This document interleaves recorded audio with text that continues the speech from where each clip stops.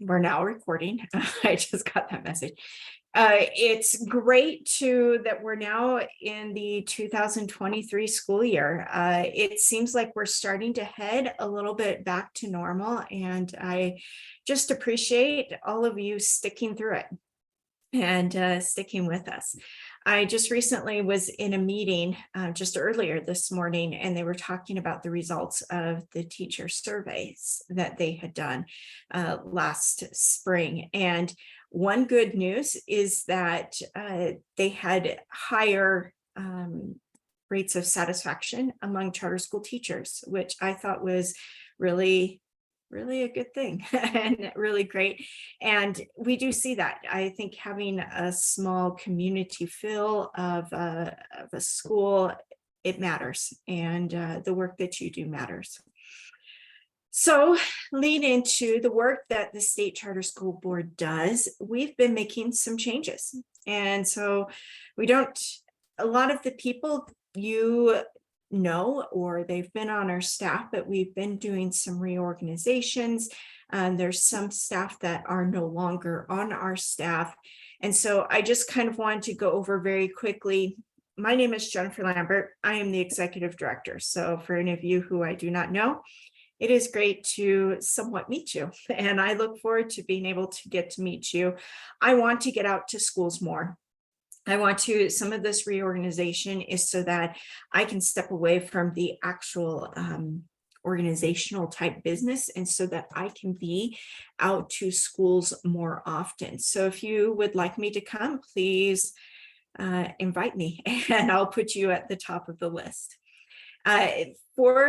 I work with the Joanne Castillo, who is our executive assistant, and she is also the board secretary. And then we contract with the State Attorney General's office for our attorney, and that is David Jones. Our IT developer and the person that manages UCAP, which all of you should hopefully know about. And if you don't, contact us. We'll get you in contact with Amber and make sure that you have a login to that. But our IT developer is Amber Hellstrom. Then our school performance coordinator is Dr. William Evans. And instead of having what we're calling portfolio managers, we're transitioning them into school performance specialists, and they no longer will be, we aren't dividing up the schools between different portfolio managers. We just didn't like how that division kind of ended up. And so I'll talk about that in a second, but you still have the school performance specialists. You have Brendan, and I know his name, but it just Andrew. Well, okay. Brendan's last name. McGinn, thank you. It is Monday after a very long week last week. And then Andrew Bardestone, those are our two school performance specialists. Then you have a school remediation coordinator. That is now Liz Bunker. She used to be one of our portfolio managers. She does a wonderful job, has a wonderful way about her in her approach to school remediation. And so she is taking that on. And then Smriti DeKal, she is taking over for Stuart Kobia's position. And she is now our audit manager, but she will be working along with Liz Bunker. And then our research analyst on that team is Jenna Magnetti. And then, as you all know, Marie Stephenson, she is our school support coordinator. And she just recently hired a financial specialist who will be joining us in a few weeks, and I hope to be able to introduce to you in October.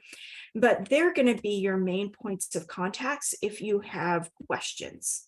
And that way it's uniform in the answers that you're getting, and you have a single person instead of figuring out who is your portfolio manager. You can go to Marie for general questions, or if they're more financial or compliance specific, you can reach out to the new hire when we actually have her on staff. And then we also contract with different agencies and individuals to help us there. So if you can go to the next slide. That's our staff. This gives you an idea of what these different teams, what they do. So if you guys are in the middle, those charter schools that we authorize, we get data and information about what you're doing, your performance, just how you're doing. That goes to our school performance team, and then they provide information to the school remediation team or the school support team, so that then the school remediation team can work on anything that may need some remediation or just needs some improved outcomes. They will also provide information to the school support team to provide, targeted support.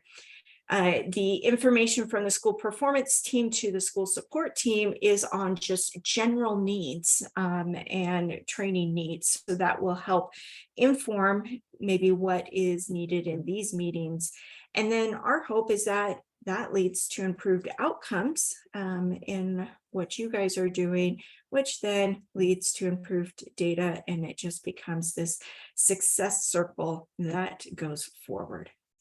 So that is the main thing that I wanted to introduce to you. We actually have already started implementing this over the summer, but we didn't want to introduce it until this fall and wanted you to enjoy the summer.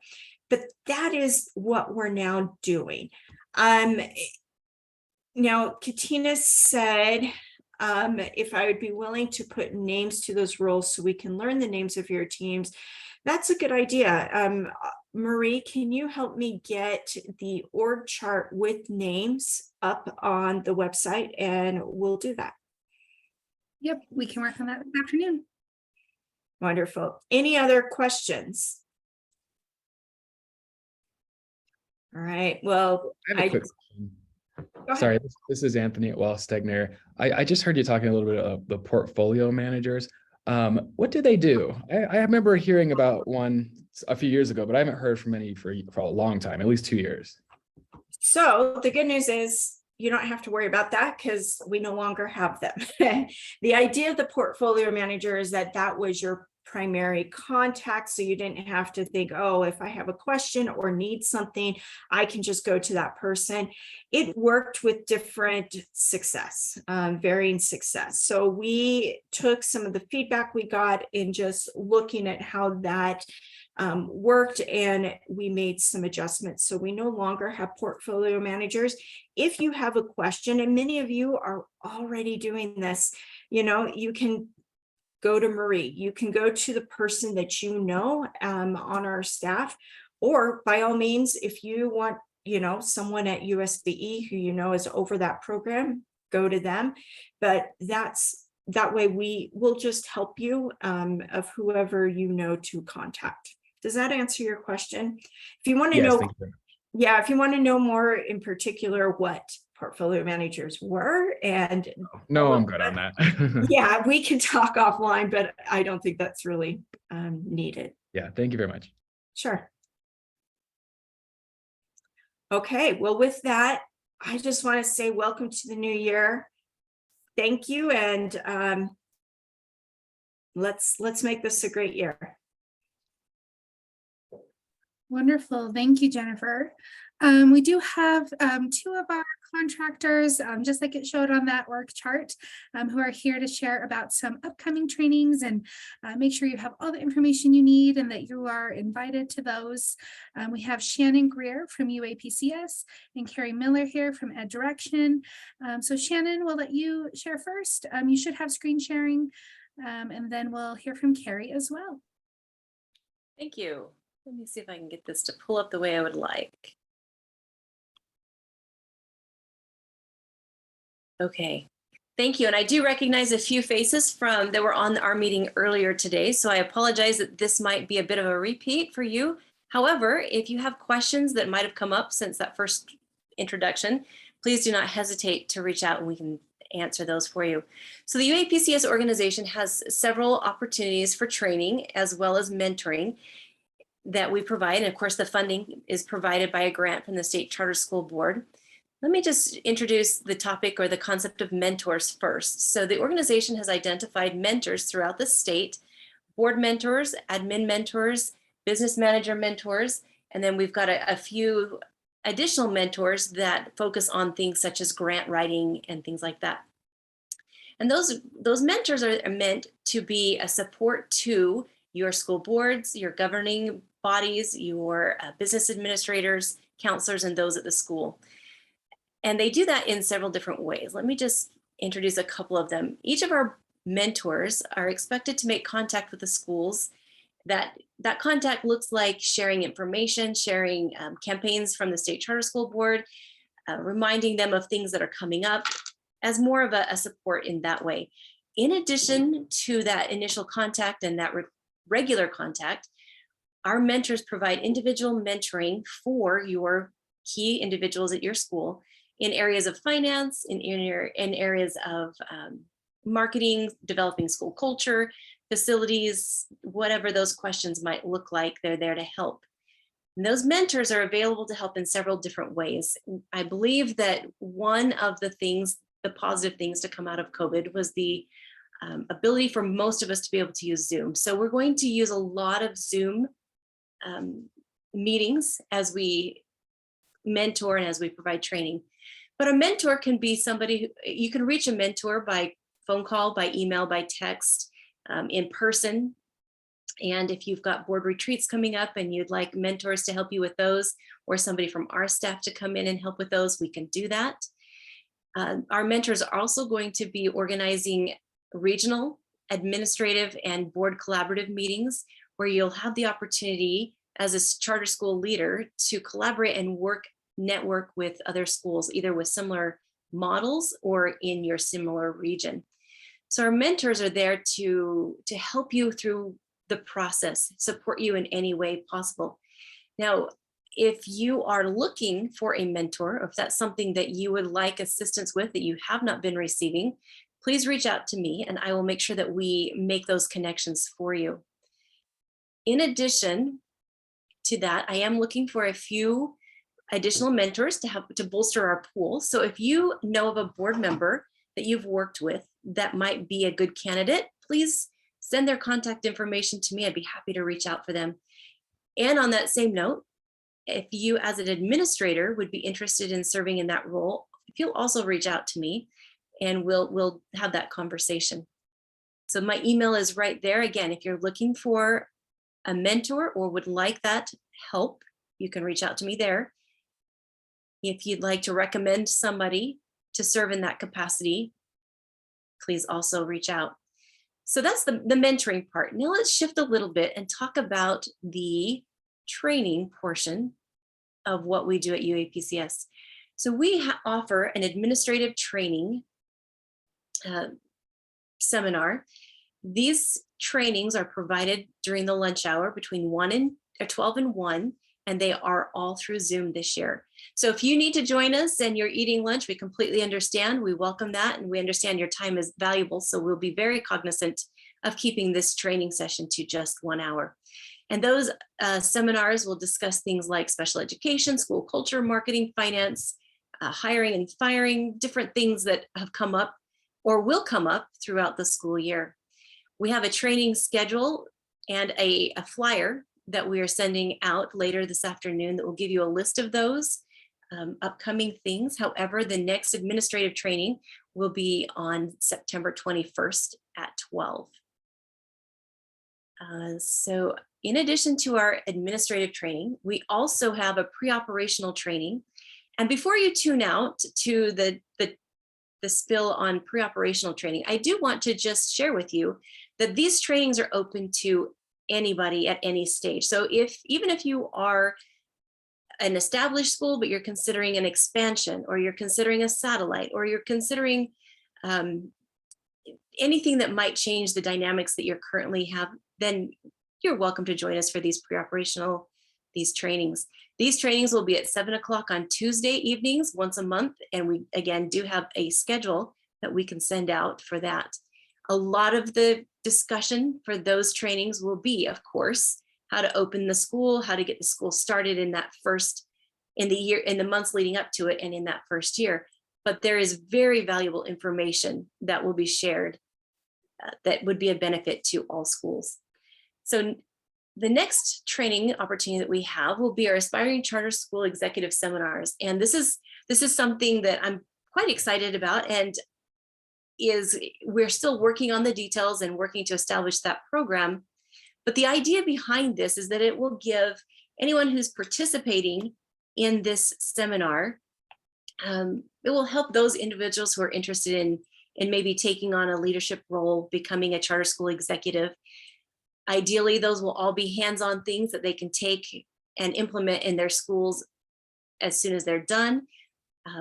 Also will allow people to have an idea of, is charter school director or a charter school administration right for me?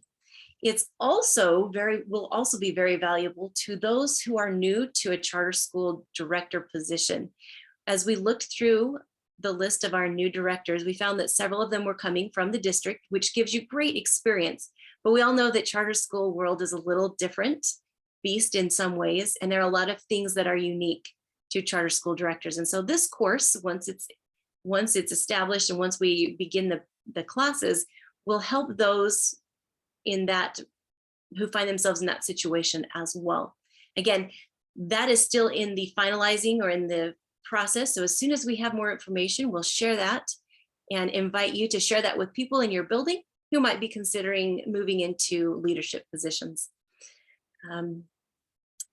And last but not least, if you are interested in working with a mentor, or if you would like to participate in our pre-operational training or our administrative seminars, or if you would like to be notified once we have ACES information, please contact me at the email below, and we will be sure to put you in contact and send you all the information that you need. And then as soon as ACES is ready to roll out, we will be sure to share that information with you.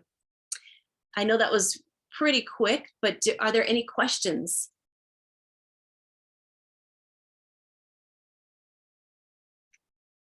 All right, Marie, that's what I have for today. If you have questions, if something comes up after this meeting today, please feel free to reach out and we'll support you in any way that we can. I have a question, Okay. Shannon. Sure. The ACES cohorts, are you looking for people particularly interested in charter directorships or any sort of upper level admin at the school? Yes, that's exactly the group that we're looking to attract. Okay. Great, thank you. These look really helpful. I appreciate it. Good questions. Thank you. All right. Well, thank you, Shannon. And we will now turn the time over to Carrie. Thank you, Marie. Thank you, everyone. It's great to connect and be with you all today and share with you one of the more compelling, arguably, opportunities for professional learning, both for you and for the teams that you represent in the 22-23 school year. I'll go ahead and share my screen. And Marie, I can see you. Can you see? Okay, beautiful. EdDirection Utah Charter Seminars. So the Utah Charter Seminars, it's an opportunity that we've had the pleasure of from Carrie Miller, I should introduce myself, work with EdDirection, have the pleasure of being an outside partner who works alongside mostly Marie, but also key members of the State Charter School Board. And for several years now, we've had the opportunity to bring the charter seminars to life. And in each year of this professional learning opportunity have been able to refine and tweak and hopefully just maximize the learning as it stands for directors and charter executives, and also for the teachers in Utah charter schools. The really compelling thing about this professional learning opportunity is it's very much about charter educators in the state of Utah engaging with one another to learn and understand and grow collaboratively with one another. Really, the State Charter School Board brings this free professional learning opportunity to life, and we at EdDirection work alongside the team to do that same thing. But really at the heart and at the core of this professional learning are opportunities to learn and grow alongside one another. Those of you that are working directly with Utah students in charter schools. And our focus is really driven around effective instruction and effective instructional practices. And that has really remained constant over the several years that we've had the opportunity to bring this professional learning opportunity to life. In thinking hard about where schools are now, the decision this year was to focus on academic rigor in schools and classrooms, appreciating that there are many opportunities to refine and improve and address where we are now in learning as we come on the hopefully boots of the and tail end of the pandemic, but really digging deeply into understanding what rigor looks like for all students in a very inclusive way in classrooms statewide. So that's our main focus when we talk about effective instruction this year.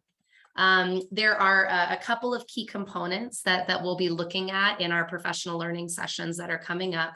One is just to really operationalize rigor, define it, make sure that we have a shared understanding about it. And then importantly, that participants have an opportunity to think hard about what it really should look like and sound like in your schools, knowing that there's a real opportunity for customization of what we know and understand from research and how that comes to life in the unique schools that you serve.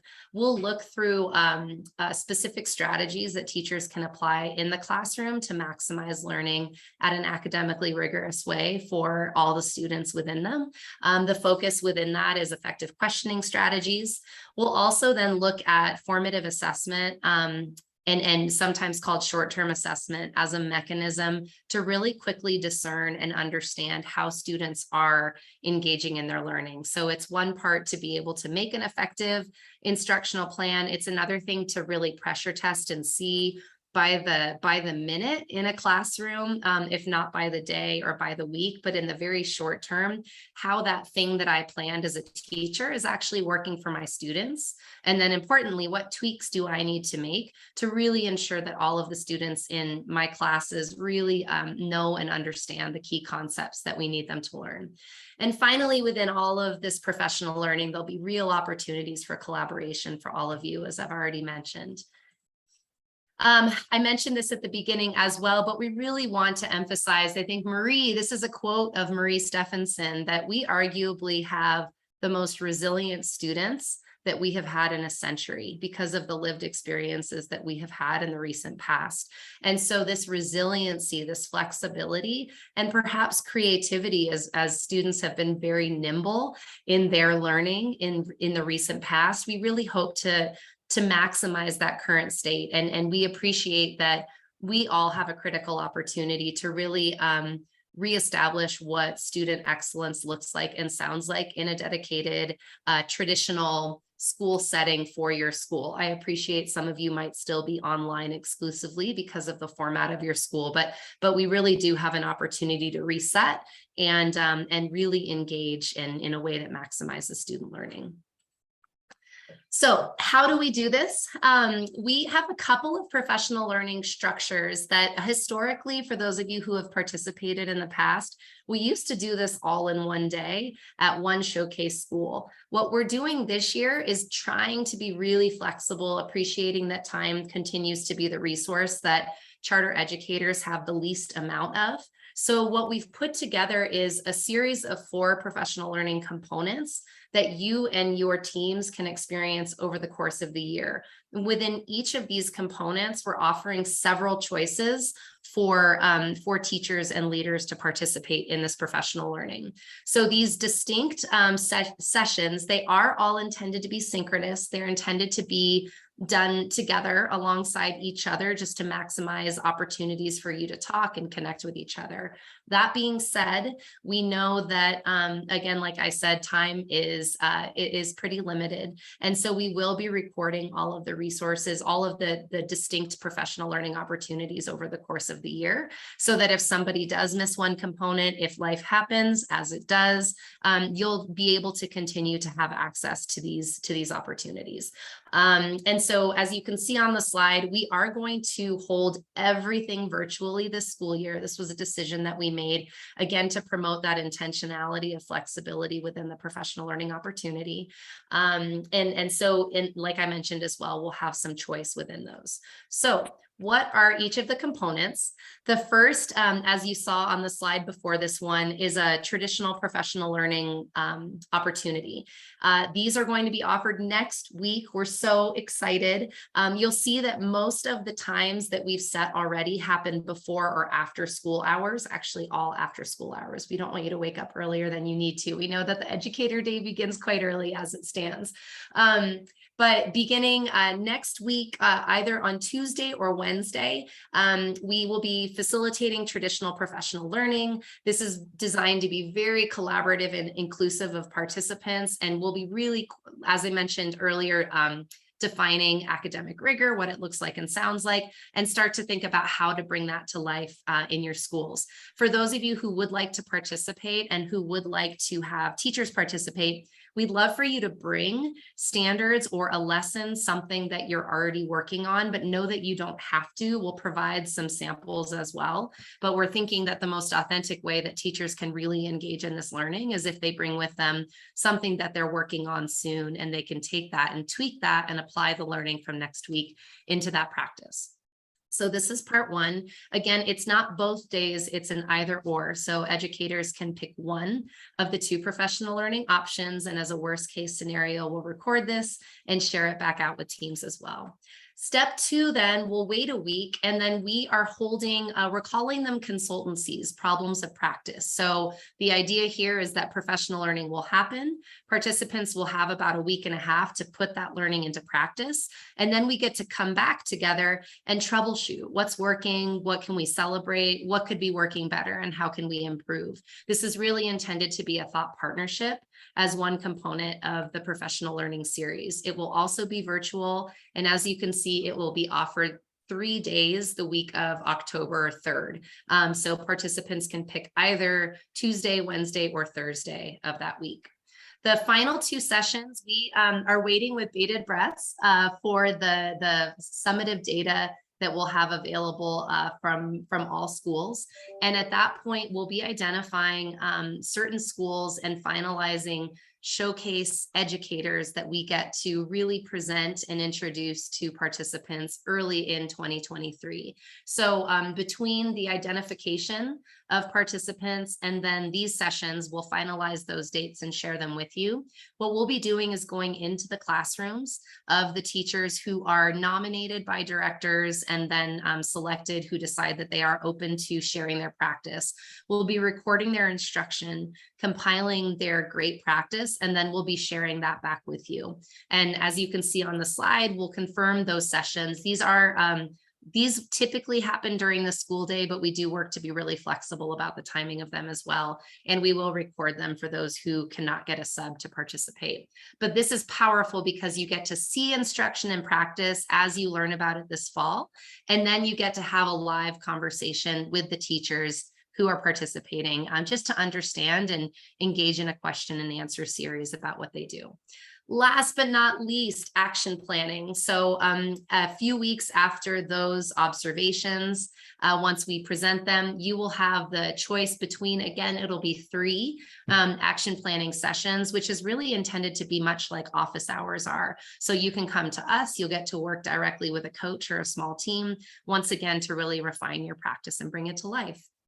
So you can see everything that I've shared in a little bit more detail at a high level summary. I am also going to share these slides with Marie so that they can get sent out to the full team. You should have directors on the call. You should have received an email from Marie related to this professional learning opportunity.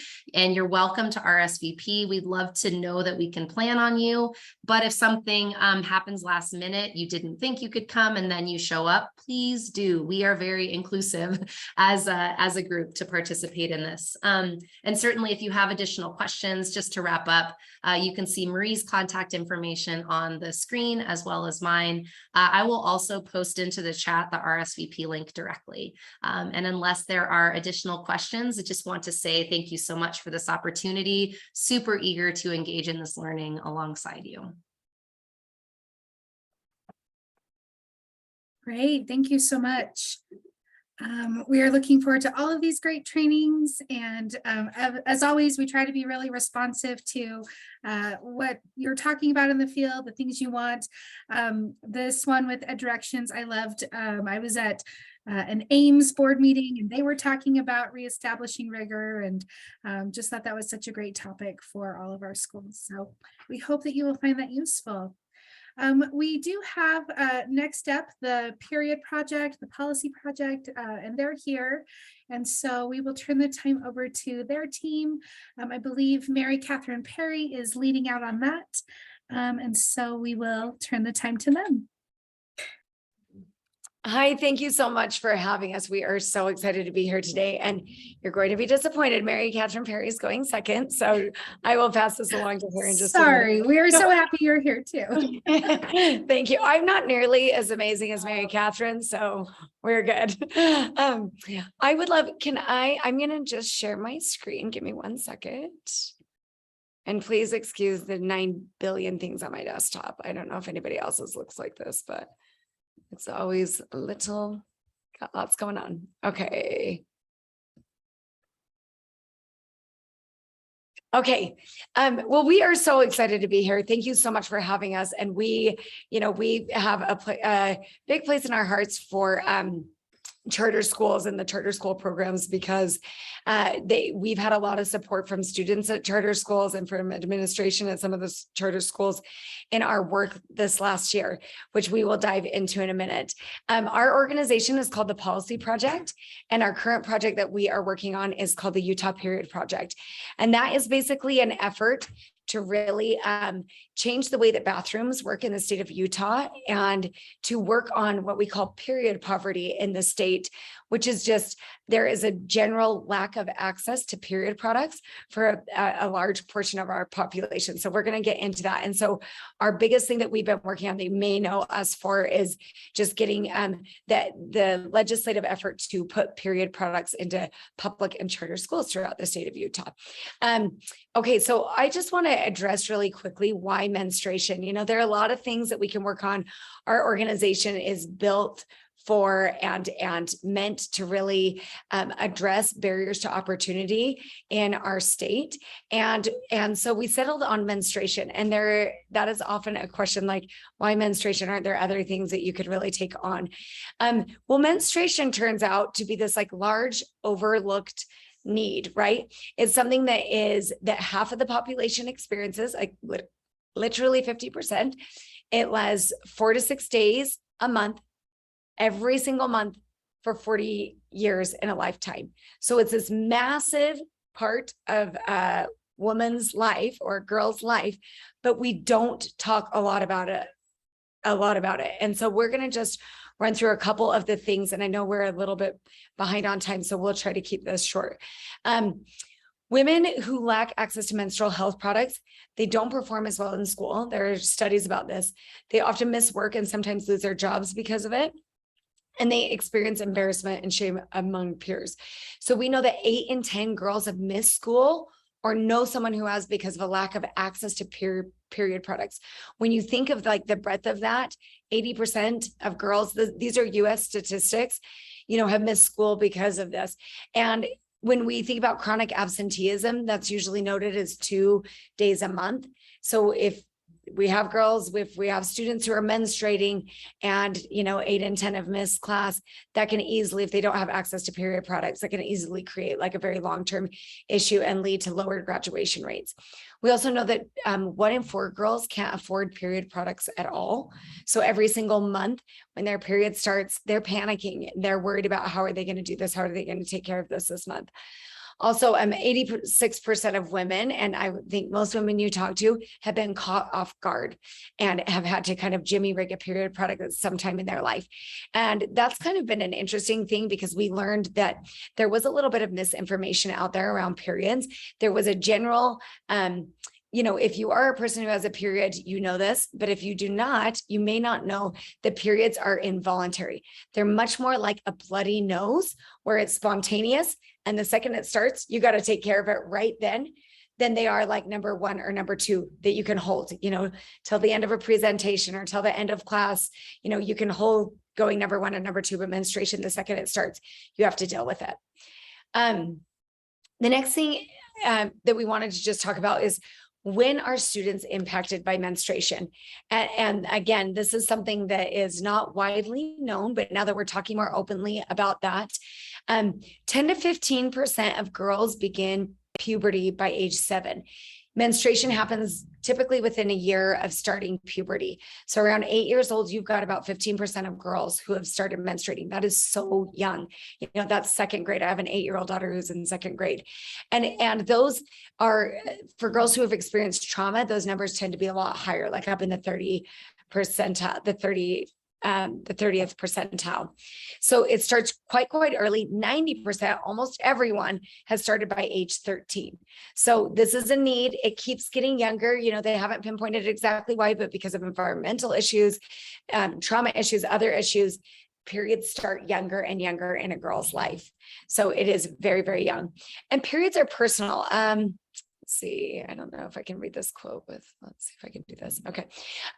You know, this is a quote that we got from a school nurse. She said, on a daily basis, I have girls come to the nurse's office for feminine hygiene supplies. On one particular day, a student came to my office. She was embarrassed and bloodstained. The student told me that she lives with her single father. She'd mentioned to him multiple times that she needed period products. The student felt like her dad did not understand what she was going through. She was thankful that she had a place to come get what she needs when her overwhelmed father wasn't able to supply them for her. So this, you know, as we talked to, we've met with actually all of the school nurses in the state and the School Nurse Association and talked to them about it. And they were all nodding their head like, yes, this is like a super common, this has been in the past a common experience for school nurses. Again, looking at just what periods look like up close, you know, we had a senior at Paradigm High School say period products are just as valuable and as needed as toilet paper. Girls already go through so much pain and hardship because of their periods. This would help make our lives a little easier. We have a ton of these quotes. You know, we had girls, one girl in Salt Lake who said that, you know, her parents, they were very low income. They lived in a mobile home. Her parents were unable to afford period products and generally unable to care for them because of addiction issues. And so she and her sister, every month when their periods came, they would just lay towels down on a couch and lay on the couch for those 3 to 5 days a month that they were bleeding and watch television. They were unable to attend school because they did not have like a long-term solution to that. Another girl said that they were recent immigrants to the country and her parents couldn't afford period products for her and her sisters. And so they used cotton balls instead. But as you can imagine, cotton balls are not very secure. And so when they would menstruate and be at school, they would walk through the halls and they would sometimes fall out of their pants. And so because of that, they stopped going to school when they were menstruating. So they're just, you know, periods like at a grand level, we see that 8 in 10 girls are really impacted in school. It becomes a big barrier to the classroom for those girls, but also on a very personal level, there are girls who can't go at all during those times because they just don't have any solutions. Because of time, I'm not going to read these, but we'd be happy to share these slides with you. So periods really impact everything. This is something that we talked to the legislature about. We're going to talk about this bill that just passed in just a moment, but you know, it impacts education. It impacts a girl's ability to be in the classroom like she should, like have full access, not be worried about, oh gosh, you know, because periods are spontaneous and you never know exactly when they're going to start. It always catches you by surprise. And so to have that surprise, we realized that there was that barrier to the classroom. It's a workforce issue, like we talked about, you know, that's a little bit beyond, you know, high school, but it becomes a workforce issue, especially for women who are low income. It's also a major public health issue. When 50% of a population experiences something, we've been working with hospital systems, and different insurance companies to talk about how we can take a more holistic approach to periods in our community. And lastly, but maybe more a really important thing to note is that in public and charter schools, in any kind of K through 12 education, privacy is a massive issue. It's a privacy issue for our girls. You know, we've talked about this with the legislature a lot and different audiences a lot, like as our minds adjust to having period products present in a bathroom. Some people will say, well, no, that's something that should come from home, or that's something that should have been donated. You know, we should use a donation model. So one thing we like to talk about is we could also use a donation model for toilet paper, right? That would require us taking all toilet paper out of every single bathroom in your schools and saying like, we're going to just have toilet paper available in the office. And when girls and boys need toilet paper, all they need to do is raise their hand and say, I need to go to the bathroom. And then they need to go walk down to the office. They need to stand in whatever line is formed with students there with all the adults, and then let the administration or the office manager know like, hey, I need toilet paper. And then hopefully, you know, that toilet paper has been donated and they can access it there. They may or may not have any. And then they would take that toilet paper, walk back down the hall, go to the bathroom, pray they haven't had an accident, use the toilet paper. And then if they didn't have an accident and that if they can get cleaned up okay, then they can go back to class. But that's a big issue for privacy for our girls, right? They shouldn't need to be announcing to people when they're having a bathroom issue, right?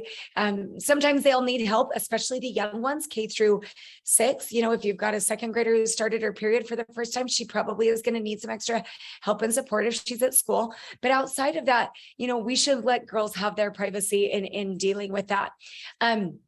The last thing that I want to say is that one of the questions we got a lot was, well, what about waste or misuse? You know, like if we put period products in every bathroom, are we going to have a lot of waste or misuse? And this is what we continually tell the legislature.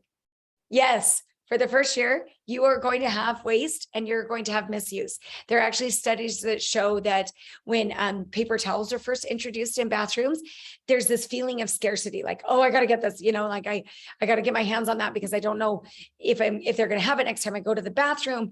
And so there is misuse, there is curiosity, there is waste.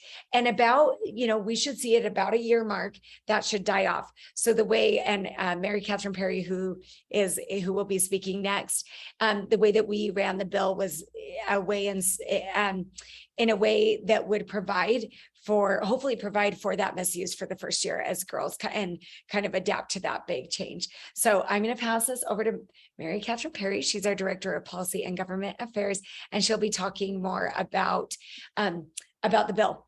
Before we do that, we have one. Do we want to skip over the video for time? Let me see. We're going to actually just skip the video just because I know that we were slotted until 1:30, so we'll try to get you guys through. But there's a great video that we'd love to share with you later. We'll send it out to you. Okay.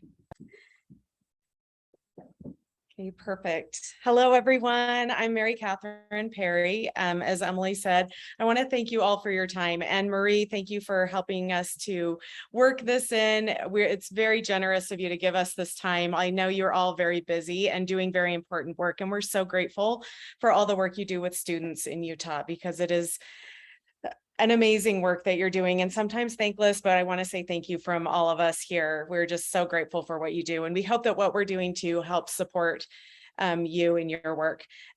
So as Emily was talking about menstruation, one of the biggest project we worked on was the Utah Period Project, and that involved HB 162, which is period products in schools.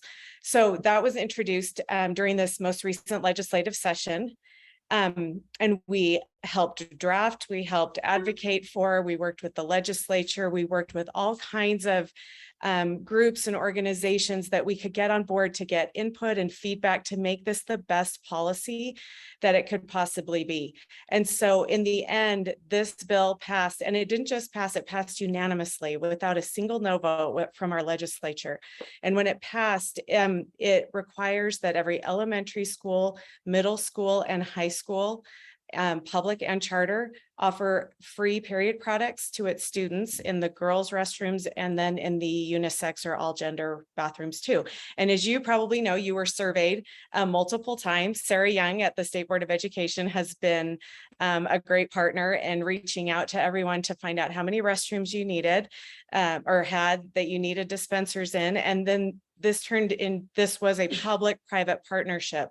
So we had two donors step up, Gail Miller, and then the Kristen Andrus with the Andrus Family Foundation donated the dispensers. So they purchased all of the dispensers that were requested from public and charter schools throughout the whole state. So right now, over 6,000 dispensers are either on walls or en route and about to be on walls in the state of Utah.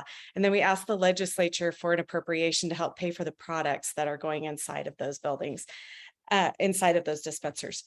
And one of the things we're so excited that it passed, we've been helping with implementation to try and make this as smooth as possible for everyone. And the thing that we saw too is that this is kind of normalizing that conversation and kind of making it so that that stigma is being removed. And one of the ways that was so critical in that process was involving these students. And you can see in this picture, we had an event at the Capitol where we invited students and we invited them to use their voices and to speak up because this was something that they felt was very personal to them and try to teach them how they could become involved in this process. There is the bill right there. House Bill 162. We began with student ambassador events. And so this is one in Salt Lake City. And this actually was our first event. So we had students from all over. We had students drive 2 hours to come to this event to be part of this. And the model that we started that we thought was so important is we want to teach them how to be positive advocates for things that they would impact them in their lives. So we taught them how a bill becomes a law. We taught them how to write to their legislator and how to use their voice for something that they felt that they needed in their lives. Here's one in Logan. That was an amazing event. And then this is Southern Utah. We went all over and the enthusiasm was so exciting to be with these students who were excited to finally feel like they could talk and ask for something that they needed that they felt like for so long they just had to be quiet about.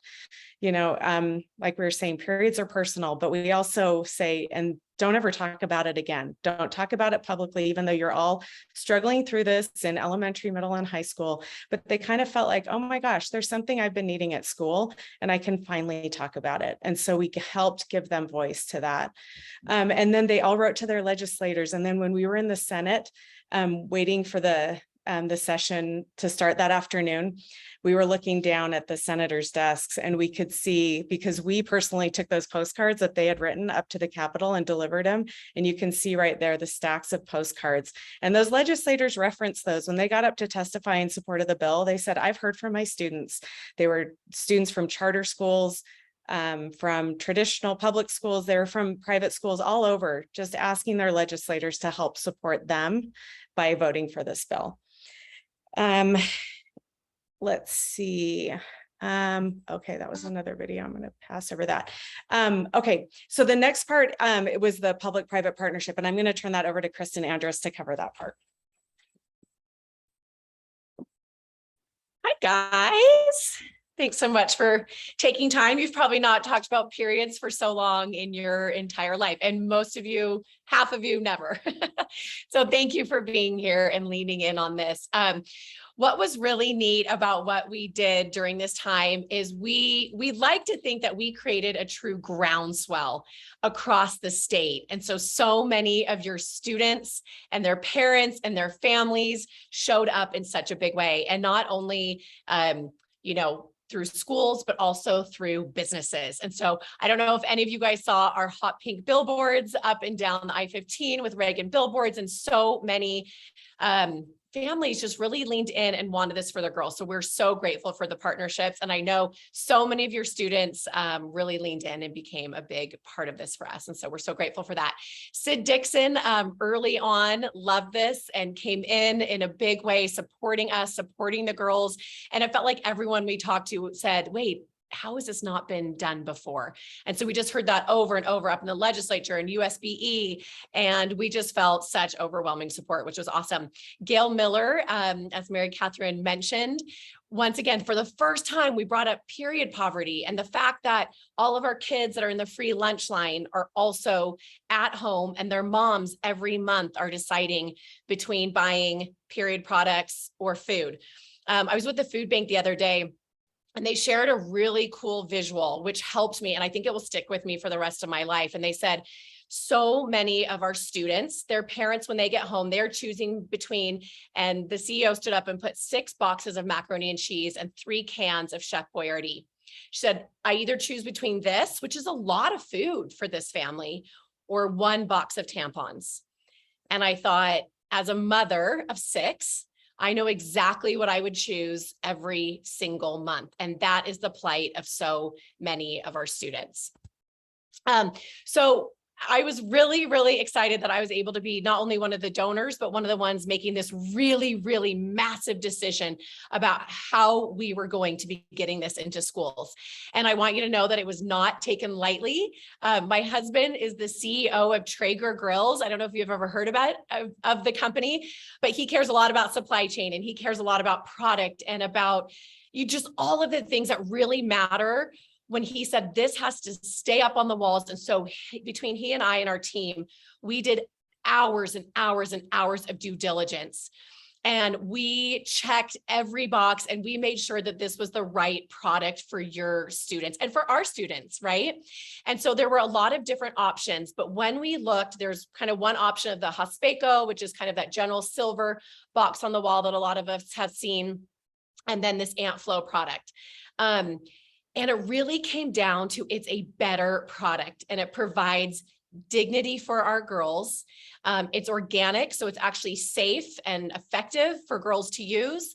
Not only that, and you can see kind of through this, the box on the left is what you'll see, what you've always seen in schools. And it's hard for girls to play soccer, like just logistically, it's hard for girls to use that pad. It doesn't work. It doesn't stay in. It doesn't have wings. They can't go and play soccer after school. Like we've just heard it. Research has shown they do not work. They do not stay in. And not only is it they don't work, but it's the risk and that like uncertainty of, I don't know that I can go out and run because it's definitely not going to stay put. Then you see below that, those tampons, the blunt ones on the top are what you'd see in every school before this year. And girls don't use them. They're very, very uncomfortable. I have multiple daughters in school right now, and none of them, they're scared to use them. Their friends are scared to use them. They won't use them. And so they sit there most of the time, just not being used. You'll see we have a tip on the end of ours, and then a much thinner pad that has the wings and is secure and all of that stuff. So it actually works for girls. Now, lastly, when you see this dispenser on your left, girls now, thousands, hundreds of thousands of girls are walking into these bathrooms every single day and seeing this on the wall. The messaging that this provides our girls in school multiple times a day, every week, every month for their entire K-12 experience is, we see you. We are here for you. We want you to stay in school. We respect you. We want you to go back to class with dignity. They feel seen in the bathroom for the first time in the state of Utah. And it's very, very exciting. The tears and the triumph and everything that we have received, the notes have been incredible. And what's really neat is that there has been messaging from not only the girls, right, but hundreds of thousands of families that are saying, oh my gosh, my daughter with anxiety is coming home and she's so happy. Oh my gosh, my daughter who's struggling with this came and sent me like the text messages that these girls send their moms every single day. Look, mom, look what they did for me. You can't pay for that, right? It's been absolutely incredible to see this messaging for these kids that you truly cannot pay for, especially these girls. And it's hard to reach everyone, but we've been able to do it this way.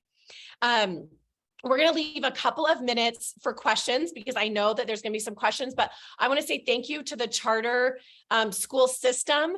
You guys, we had so many incredible schools in the charter system that spoke out, that were on our videos. Our students spoke out. They showed up at the Capitol for us. We just feel really, really grateful for your support.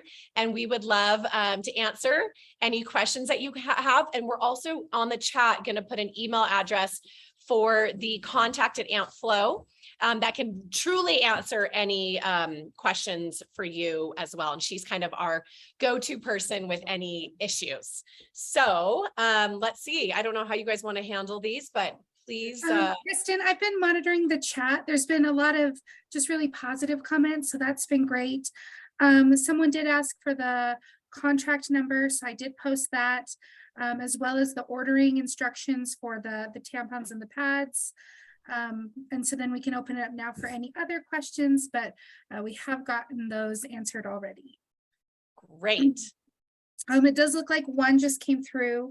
They were wondering if there's still an option to receive the dispensers. He said initially the school said they would provide their own, but perhaps they were hasty in that response. Unfortunately, I think our deadline was July 15th, where we got about 7,000 dispensers ordered, but we were not able to do any after. You're definitely welcome to order them. They just won't be donated. But you'll still get our pricing and you'll still get obviously all of the grant money for the product through USBE. And they are great dispensers. They work so well and they've been incredible. Oh, they're about $165 per dispenser. So they're very reasonable. They're about a third of the cost of other metal dispensers and such better product. Another question came through, again, just with some thanks. And then the question, are there conversations about ways to help students who have a need for support in this area outside of school?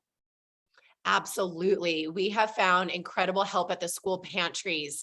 And so I think now that this silent need has been brought up and girls are a little bit more willing to talk about it, you're going to feel and see and hear about more need.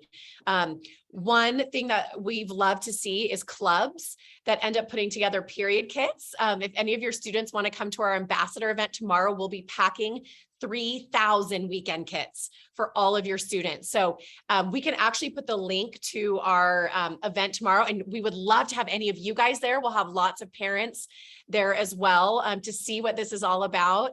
And each child, we have about 300 students coming, and they will each be bringing boxes of period kits back to their schools for their pantry for this exact reason. But I've seen Latinos in Action or a dance team put together, like instead of raising money for something else, they put together period kits and then they're in the pantry that they can bring home on Christmas break, spring break, weekends. We've seen a huge success with that. Great. The next question was, has there been discussion about the funding continuing to help provide these products for the coming years? I would love that. I can't tell you how many times we said ongoing funding until we kind of got our hands up. So I know Murray's talking about doing that. Mary Catherine can answer that. Yes. So as you know, the funding model was a one-time funding. And like Kristen said, we were like pounding our fists for ongoing funding for this, because the last thing we want are empty dispensers on the wall because schools are, unable to continue the funding on that. So that was a huge priority for us. In the end, the legislature appropriated $2.4 million last year for installation and upfront and 1-year product costs. But we have committed to Superintendent Dixon and to the schools that we want to review that. If there's something that we can do this next legislative session to press for more funding for this, because schools are unable to carry that financial burden, we're happy to go back and work with whatever organizations we can to, advocate to the legislature for more funding for this specifically. So we will keep in touch and see, with USBE and others, but, we're happy to keep going on that as well. Absolutely. Another question is, how are other schools handling misuse of products? They said that they've had some conversations with their students. However, they're having all kinds of fun navigating exploration of the products. Yeah, that's been, I think we knew it might happen, but it was a little disconcerting. It's like, girls, this is his privilege now. Like, let's not do that. I think talking about it, I think a lot of it is curiosity. If you look at the product, it does look really neat. The pads are in this little, almost like a little envelope. And so one thing we've seen is like a picture of this is what the pad looks like inside. This is what the tampon looks like inside, so that I don't have to open it. We think a lot of it is just curiosity, like what's in here? What does this look like? And when there's a picture of it, and then just more discussion around this is an exciting thing. Let's not have this go away. The more we talk about it and communicate about it. We have seen emails going home. Please talk to your students about this. This is a great privilege we have now. We want to make sure that, girls are able to stay in class and have what they need. Right. And we're hoping, eventually they'll get bored of it. It is like Kristen was saying, it's new, they're curious, but there are also so many resources out there. We've sent resources to, I believe, all of you and all the school districts about kind of just some ways to manage that. AntFlow, which is the company that is the vendor of the dispensers and products, also has resources. In fact, we can put an email to a specific person who's assigned to Utah, who also has an education background. She's like, I would love to talk to them about troubleshooting strategies, all of those things. She's a great resource. Sarah Young at USBE also. They've all kind of been through this. They've worked with us for a long time, and they have strategies specifically for schools on how to handle some of these things if they're not tapering off, if it continues to be a problem, especially too, or just whenever you need help. There are lots of good resources out there.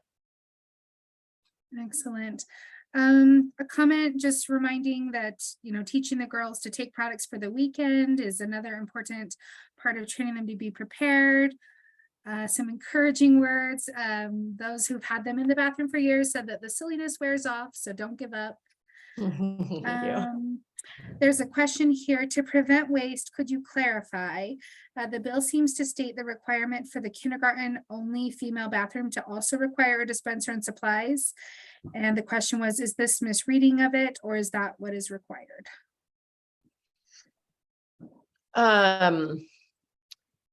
Female only bathrooms. No, that actually went away. I think it was second grade and up. So actually a subcommittee of USBE, oh gosh, I can't remember, took a motion as to exclude kindergarten. Yeah. Like kindergarten bathrooms that are only used exclusively by kindergartners. And so that just needs to be approved by the full State Board of Education. But for now, it's on its way so that exclusion will exist. Then we've got a request here. They're wondering if possibly you ladies would want to make a short video about how this is an awesome opportunity for girls to have if needed.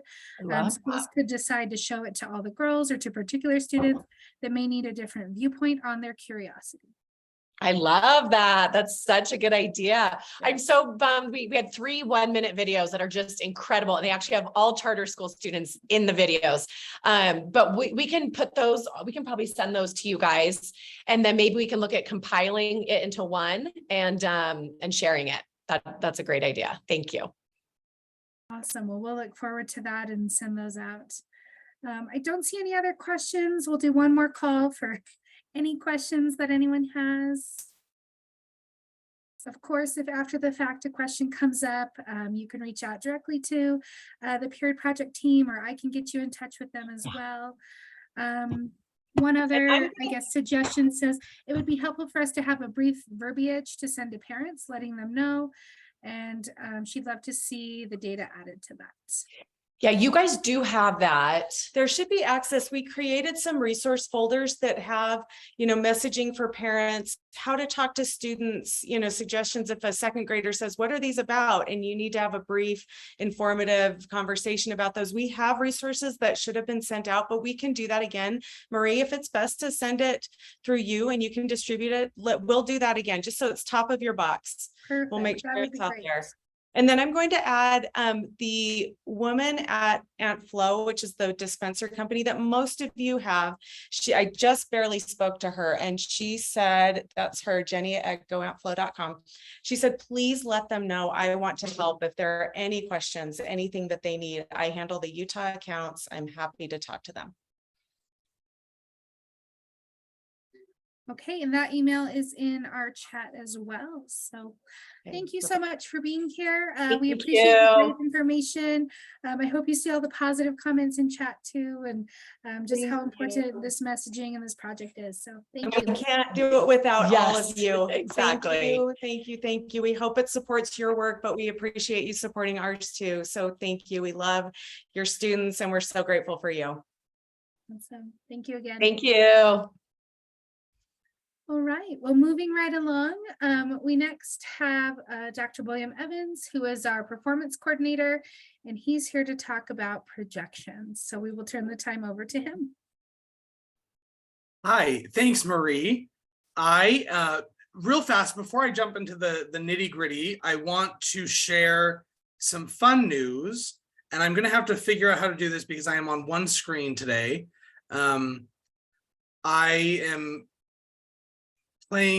I get to be an uncle for a couple of weeks. My sister went out of town with her husband, and so I am babysitting their kids. So I suddenly became like a single dad of 4. I love how you all do that. Congratulations to all of you. It's very hard. Who knew that kids use the kitchen so much? So I'm trying to figure that all out right now. But let me just share this with everyone.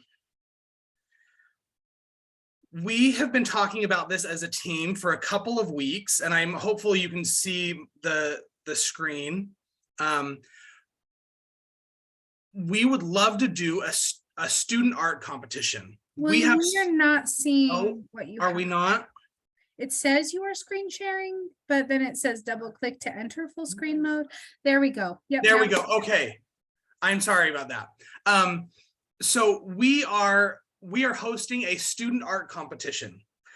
We have a lot of really talented artists, and we just want to get their art front and center. A lot of other schools, the district schools in particular, get spotlighted or showcased fairly regularly at all the USB board meetings. And we wanted to just make sure the charter schools were getting represented. So we're having our own student art competition. You're going to be receiving a flyer about this same flyer, in fact, and then the information is also up on our website, or it will be later today, so that your students can go there, they can submit their own art. There's no limit to the number of pieces of artwork that they have or that they can submit. The deadline for this is going to be October 10th, and let me tell you why we've set even a deadline for this at all. What we wanted to do is make sure that when we report to the legislature every year, we give them a big report of all the things that the charter schools are doing. We thought it would be a great idea if the very front cover of that was some of our own student artwork. So the winner of this year's competition is going to have their piece published on the annual report that goes to all the legislators, everybody up at the Capitol, the governor, all sorts of things. So this is going to go all over the state, and that student's going to get some real good, I guess airtime is the right word for it, but they're going to be broadcast for quite a while. We decided not to give a prompt. Some art competitions give some type of prompt of what they would like the art to be. This year, we just want the students to give us their best. So whatever their artwork is, whatever it's about, we just want them to share what they are the most proud of with us. And that's going to be published on our website and everything. When your students submit this right here where it says submit your artwork here, it's going to take them to a Google form. They have to upload a digital copy, and they should be fine. We've set it so that there's no like gigabyte parameters or anything like that. So if it's a big piece of artwork, that's great, but they just submit their artwork that way. It'll go to our Google Drive and we'll be able to keep it there. It will also connect us with who the artist is, what school they go to, so that you get recognition as well. Please share this with everybody in your school, all the teachers who teach art, any of the students, their families, anything like that. This is just a great opportunity for our charters to get some of the recognition that they deserve for all the hard work they've put in. William, there's a question in chat. Is any medium allowed for the Any artwork? medium, the only thing is that what we are gonna have is a digital, so it has to be a digital copy. So if the student does an oil painting, just have somebody help them take a picture of that and then upload that to through the submit here. So yeah, any medium is allowed. We just need to see a digital picture. That's how we'll do it this year. Great question. Any others? Okay, then let's get into some of the nitty gritty. We're talking about projections. So today is the 12th. We have about 2 more weeks left on projections. You received an email about this a couple of weeks ago. Most of you have done this already. We've had, I think, about 50 of our schools have already submitted and are finished. And then we have some others that are in progress, and then a small batch of people that have not even started yet. So if you're in the not started category, please log into UCAP, navigate to the projections side, and I'll show that here in just a second. I want to see you and see as many faces as I can, but I'll show us how to navigate there in just a second. And you're just going to submit your projections. Now, let me explain kind of what this is. Projections fulfill 2 roles. One is that they help identify what your funding is going to be through December. So most of you have already been in school, so you're going to submit your projections. The October 1 count's going to come in. All of that's going to be factored in, and the state's going to figure out a final bill to pay you. And then in December, if there's anything that's not correct, they're going to do what's called the true up. And that's when you get all the money that you either deserved, or that if you overestimated, then some of it's going to be taken back. The state does not like when that money has to come back. So that's why they ask that these projections be really as close to accurate as possible. The other thing about this is that the projections are used for the legislature for next year to talk about how we do statewide funding. And so that's the other role that this plays, is we're really asking for you to be experts on where has your school been over the last couple of years. If you're in an area where there's not a lot of home development, home prices are kind of stagnant, not a lot of people are moving in or out, don't put that you're going to have an extra 600 kids next year, because that's not really likely. They're going to use this to figure out where the areas are where we're going to be seeing the most growth, so that they can fund those schools accordingly. That being said, if you do submit, let's say you're authorized to teach 2,500 kids and you've had a steady enrollment of 450 over the last 10 years. If you suddenly added on some additional grades, please make sure that gets included in your projections. But if nothing's really changed, just put the normal amount that you've had for the last couple of years. Otherwise, the state's going to come back, they're going to look at it, and they're going to say, actually, I'll say this, the legislature is going to come back, they're going to look at it, and they're going to tell us in the USBE, why is school X saying that they're going to have an extra 500 kids? That doesn't make any sense. And they're going to get rid of it. So it just becomes a hassle. So please don't think of this as oh man, I could maybe get some additional funding for the next 3 months, and it's not going to work that way. So yeah, let me show you the screen.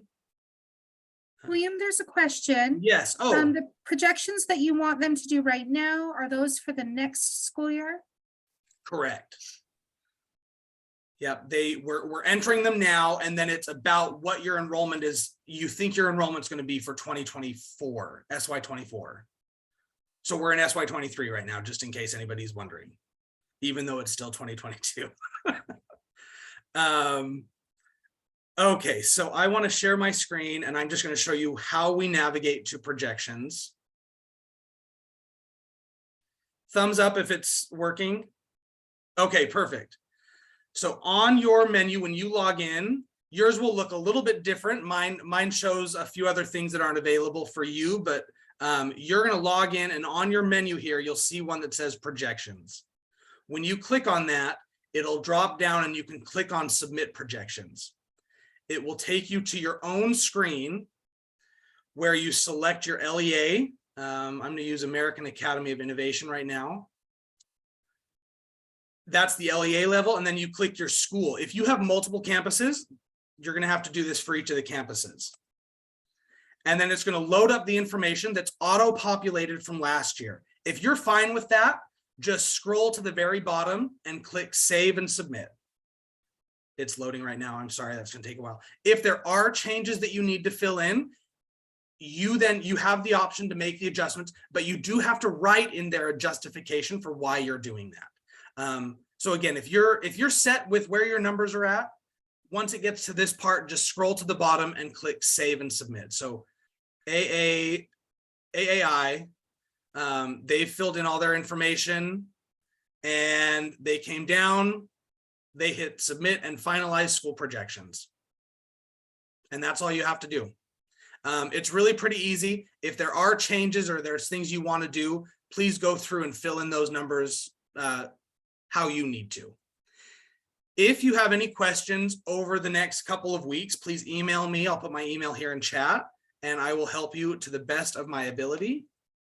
But otherwise, good luck and thank you for all your work.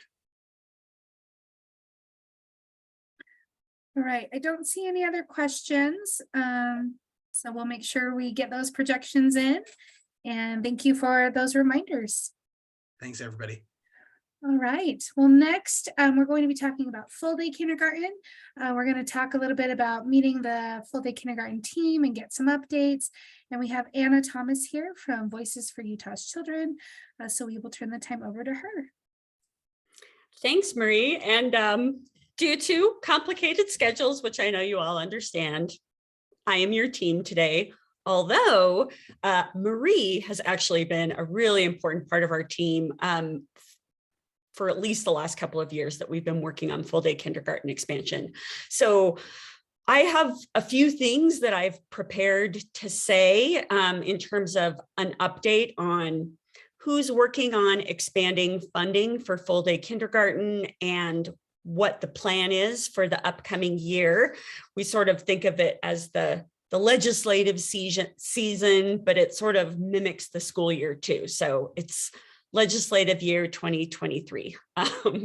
But please, if you have questions or there's something else that you want to know, just stop me in the middle and we'll get to your questions before anything else. It's more important. I'm just trying to anticipate what you would care about knowing.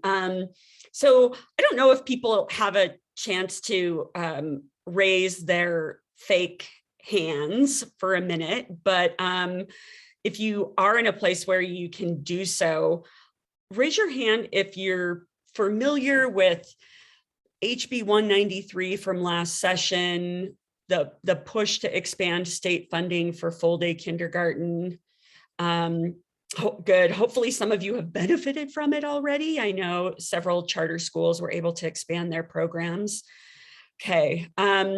So we call ourselves the Utah Full Day Kindergarten Now Coalition. The core members are Voices for Utah Children, our colleagues at United Way of Salt Lake, of course, the Charter School Board represented by Marie, and a couple of staff members from the State Board of Education as well, who work on early education programs, and the Utah PTA. So that's kind of our core group, but this bigger coalition, which includes multiple individually named charter schools and districts, in addition to the Charter School Association and the Joint Legislative Committee of the USSA and USBA.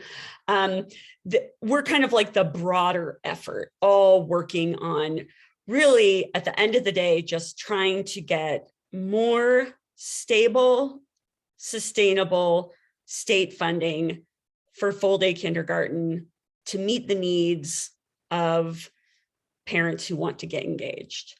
For folks who have your hands raised, do any of you have questions, or are you still answering my question?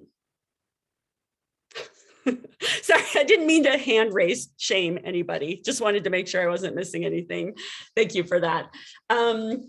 So we've been working on this for a couple of years now, and we do have calls about once a month. Typically, we have members of that core group and then some school districts show up to just kind of like get updated on that. Anyone from this group is more than welcome to attend. I came to speak to you, so you wouldn't have to come to a different meeting. I could just come to your meeting. But if you would like to be included on those invitations so that, you know, once a month, if you're available, you can kind of check in to hear about the legislative strategy or what some of the actions you can take are.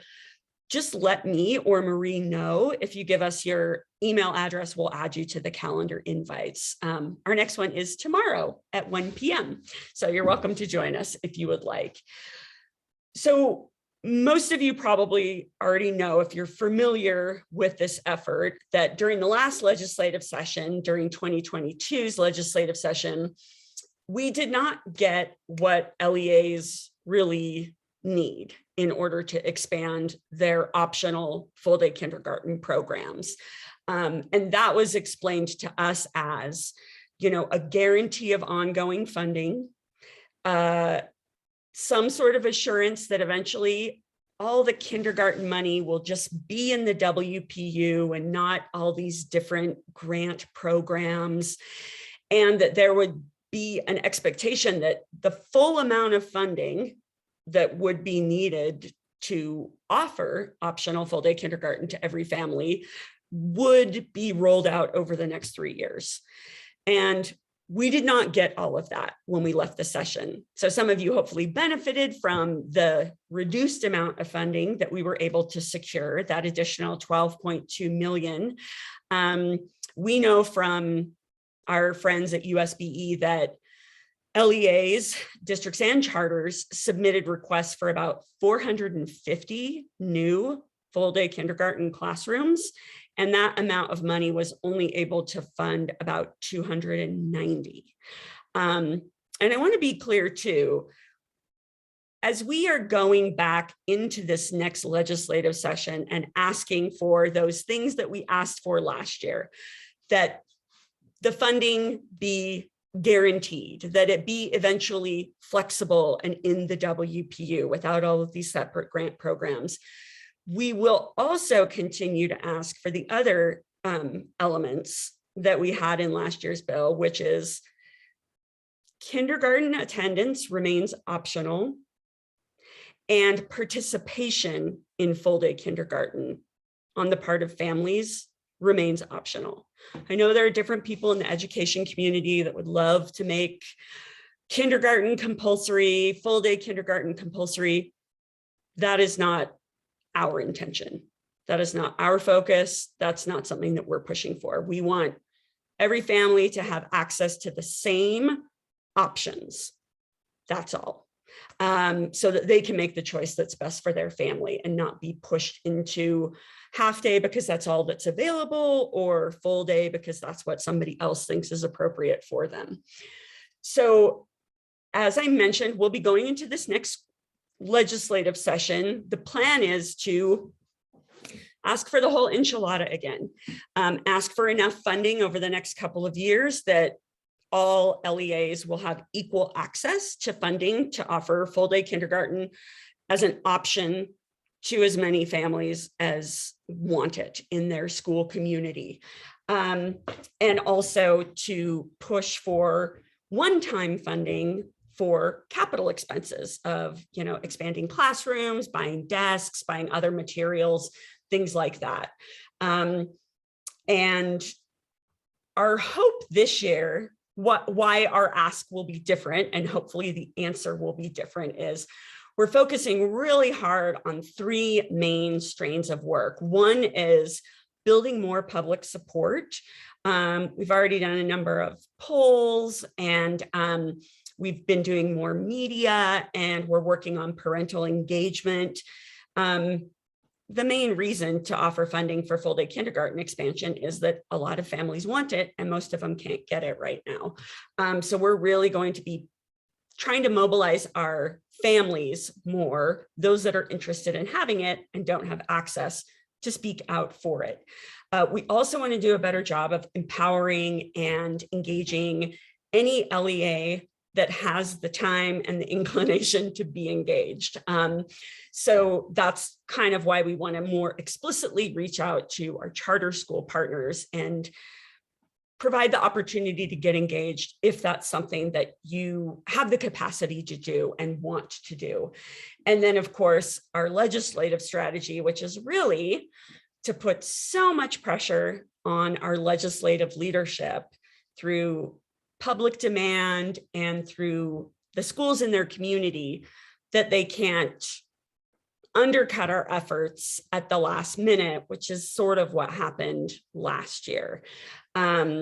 So just really quickly, a couple of things that I wanted to say is, if you're interested and you'd like to be part of this effort, and you have full day kindergarten classrooms at your charter school, invite your state representative and your state senator to visit and see what a full day classroom is really like.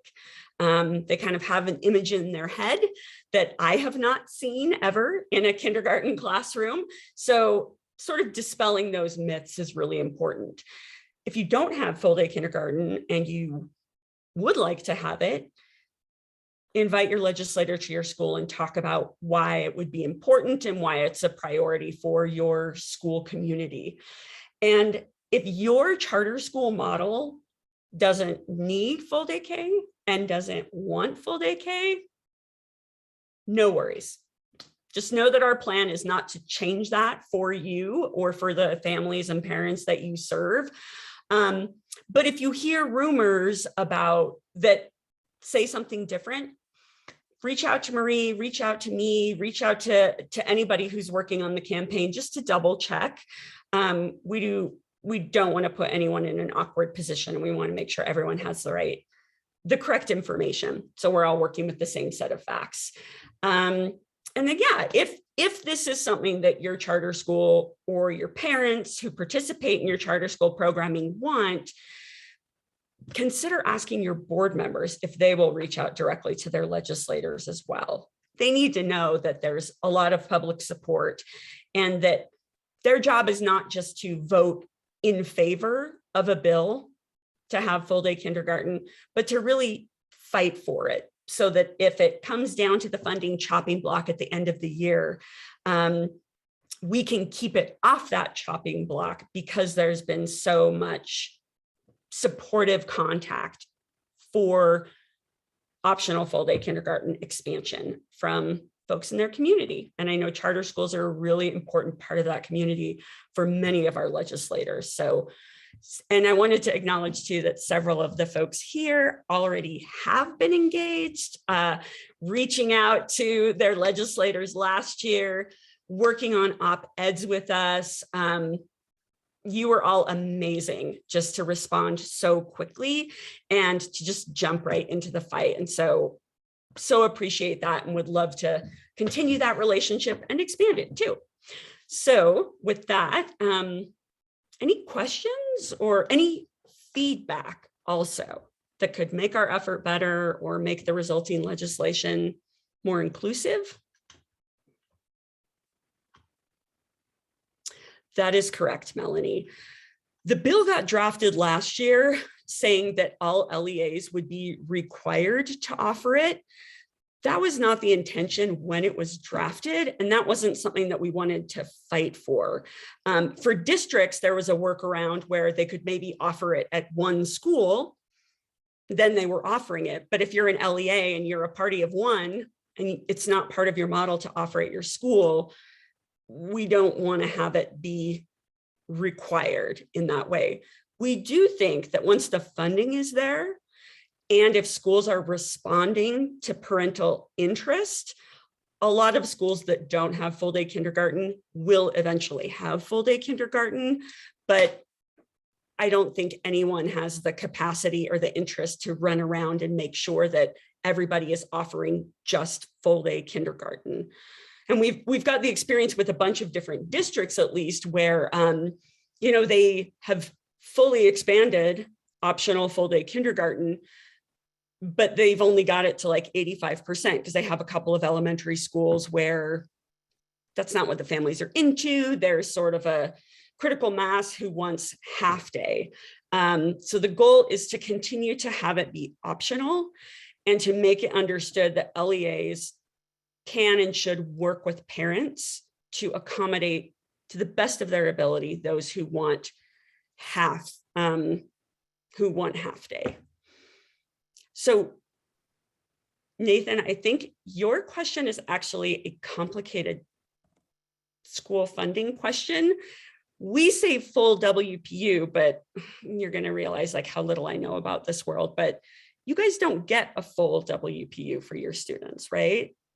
The formula works a little bit differently. I don't think that would change with regard to full day kindergarten. I think the way to look at it for districts and for charters is kindergarten would be funded the same way your other grades are funded. And Samuel, amen, my friend. That is one of the top priorities for this session. We never wanted it in there. That was a weird compromise that was made above our heads.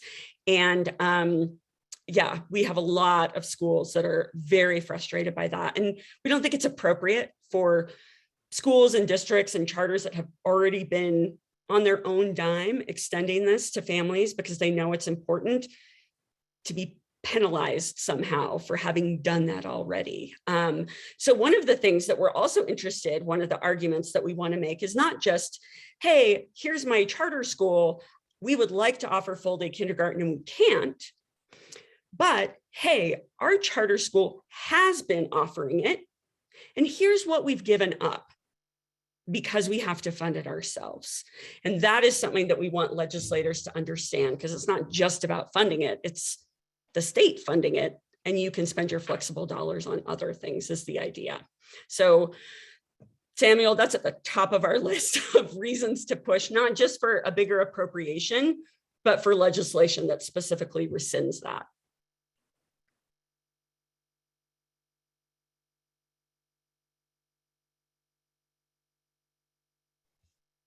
Okay, Anna, I think we got all the questions. Nice, Carrie Ann. Thank you. Thank you. All right. Thank you so much. It was really a pleasure to come and stop in and chat with you all. And hopefully I'll have another opportunity to do it. Thanks, Yes, Marie. we would love to have you back in the future. Okay. Thanks, Anna. All right, well, moving right along. As I mentioned, we try to be really responsive to your needs and your suggestions. And one of the things that we heard over and over as the school year was closing out last year was how much we would love to have some training on marketing and like how to market our schools. What are some things that, maybe help us think outside the box. And this was really an interesting procurement to go through, reaching out to a lot of marketing agencies. And, this is kind of a unique ask where they're coming and doing some training for schools. And we were able to find some great partners over at Target River who were excited about this odd request we were making and took on the challenge. And they have a series of trainings that will be coming up. And so while we had everyone here on directors meeting and while we're recording, we wanted to get that first marketing training done. And then they'll share what the schedule looks like and how to participate in the additional marketing trainings. And we hope that you will find this beneficial. I believe the schedule should take you up right to about the time that you're opening up lotteries and getting ready to enroll students for next year. So hopefully the timing feels right. And we're excited to have Target River here today. So I will turn the time over to Brian Epperson from Target River. Thank you very much, Mary. Welcome to everyone. I will do a little introduction about our company and our background, and overview of the things that we'll be covering over the next 7 weeks, and then we'll dive into our first training session. I'm going to go ahead and put my contact information in the chat so that if anybody has any questions about what we cover, of course, feel free to pop them in. If you want to just unmute yourself and ask the question, that's definitely not a problem at all. And but I also put my email and my cell phone number in the chat as well. So if you have any questions, we've already actually had some charter school representatives reach out to us this past week with different questions and stuff, and we'll be happy to address those.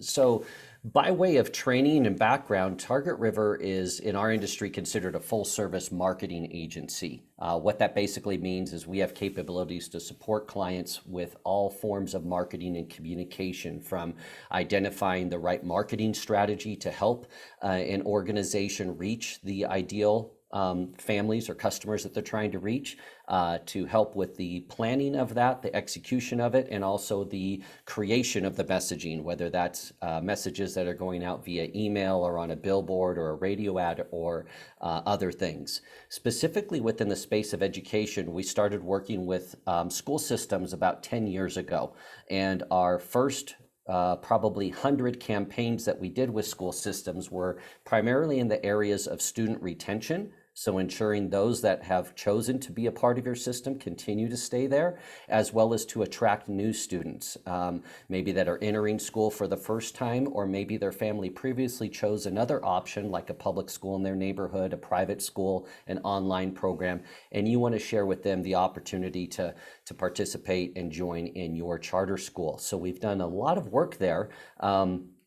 And our work has since expanded to help when it comes to passing bonds and levies. Also in this intense employment climate where we have such low unemployment rates, we've been doing work in the area of staff recruitment for school systems as well to help fill many of the vacant positions that you are trying to hire. So we come to you with, as I mentioned, about 10 years under our belt in this space, with now over 200 campaigns executed from small organizations where I think our smallest school system that we worked with had about 200 students between K through 12, to larger systems that are some of the largest school systems in the nation, with over 100,000 students. So the things that we'll be talking about in training in terms of the tactics and such are tried and proven ones, and kind of the formula that we use when it comes to working with our clients. Quick background on myself and Anthony and Chris, who will be executing the training over the next few weeks, or the next several weeks. So we all have great backgrounds, not only in communications and marketing, but in education. So I have worn the hat of a school teacher before. Taught. I have been the board president for a charter school system. I have served on the advisory council, brain trust, and district councils for numerous school systems over the years. I've been a parent as a school site council president and representative at the elementary, middle, and high school levels for nearly the past 20 years. So while my trade is marketing, my personal passion has been in education and serving there. Anthony, who you will be hearing from a couple of the sessions, he is a newer member of our team. He previously was the Director of Communications and Public Information Officer for a few public school systems. He was first at the largest high school district in the state of California, then was the communications director for the largest elementary school district in the state of California, and most recently, prior to joining our company, was the director of communications for the high-tech high charter school system out of Southern California. So he comes with a wealth of knowledge of being in your shoes and working on internal and external communication. And he had been a client for about 10 years working with us. The third individual that will be doing a couple of training sessions is Chris Koska. Chris has an extensive background in education, from being a teacher to site principal to director to assistant superintendent at school systems to then being the superintendent at 2 public school districts. So he comes with a wealth of experience and knowledge and understanding, and especially when it comes to your budgeting, your planning, your strategic communications, and how those things can impact your staffing, your funding, and all of the things that go into what you guys have to deal with on a frequent basis. He too was a prior client of Target River and came to know and love the services and the ways that we do things. So that is why he chose to join the company. So just wanted to share that real quick so you had a little peace of mind that we probably do know a thing or two about what we're going to share over the next several weeks. One of my staff, Natalie, has been sharing calendar invites for everyone and will be for each of the training sessions over the next several weeks. The next 6 will be on Tuesdays each week for the next following weeks. We will be uploading the presentation as well as a recording of that presentation into a secured folder that you will all be getting access to. So if you happen to miss a session or there's somebody on your team that you would like to have them view the materials that we covered, you'll be able to send them that direction in order to catch those things that were missed. All right, so we are going to dive into our first session today. All right, is that popping up for everyone? All right, fantastic, thank you. So we have a strategy as a company, and it's actually a hashtag that we use called Who, How, What. And this is the formula that we use for every organization that we work with to help them in terms of their messaging. Within the school systems, we want to ensure that we are identifying who we need to get our message out to. The how is how do we get that message to them? And the what is what message do we want to deliver to the different audiences that we are trying to reach. So today we're going to be focusing on the who. Who is it that you need to talk to? And as we think about the journey that families, parents in your community are going to go through when it comes to making the decision on where they want to enroll their child or keep their child or children enrolled in, there's really 4 key steps or along the way of that journey. The first is awareness. In order for them to even consider enrolling their child in your school system, they need to know that you exist. Seems like a simple thing, but oftentimes we kind of forget that. We get so focused on the day-to-day and talking to those families that are directly in front of us, we forget to ensure that those in the greater community even know that we're available to enroll their child. Unless they drive by your school site specifically or maybe know somebody who's already enrolled there, we have to think about what things you're doing to tell your story and at least make sure that people know that you exist. The next key step that a family is going to go through is interest. What are you doing to generate that interest in your school, in your programs? Maybe they're interested for a variety of reasons. It might be your curriculum, it might be the teachers, it might be the facilities, it might be many of those things.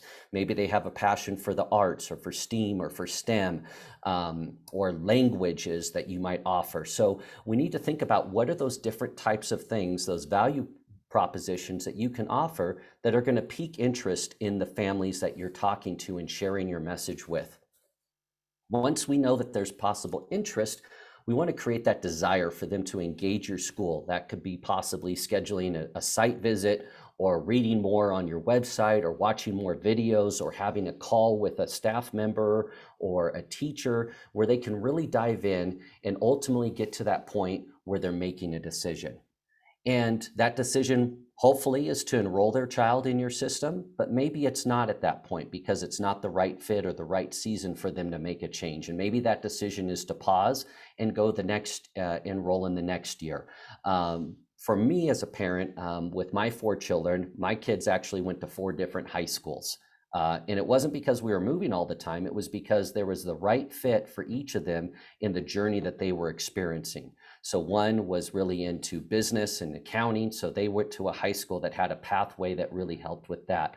Another was into engineering and computer science, so they were at a high school there. So just because you've maybe don't have one child in a family at your school doesn't mean that maybe other children in the school or in that family would be interested or the right fit for your school. So that's really where we want to go through, is again that journey of creating that, piquing that interest or that awareness, and then that interest, creating that desire, and then hopefully that action of deciding to enroll or not enroll. So as I mentioned, this was our strategy. Who is it we need to talk to? How are we going to reach them? What are we going to say to them? And then measuring the results to identify what tactics and what things that we're doing are actually working versus not working.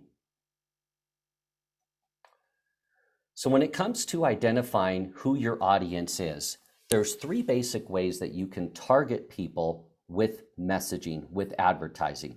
The first is geographically, the second is demographically, and the third is psychographically. And we're going to dive into those a little bit and give you a better explanation and understanding. So geographically is simply what it is, the geography that you're sending your message out to. Okay, so you might think of that as zip codes that you market to, cities that you market to, maybe a county that you market to, or specific distances, proximities to a school, to your location. Those are some of the most common ways that you might want to target people based on where they live. I'll give you an example. Some of our school clients that we work with are in the Bay Area in California. Different locations around there. And for anybody that knows the Bay Area, you've got a peninsula and you've got San Francisco on the peninsula, San Jose at the bottom, and Oakland on the other side.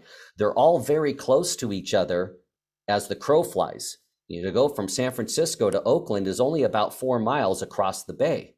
But would a parent drive across the Bay Bridge every day to get their child to a school on the peninsula if they live in Oakland?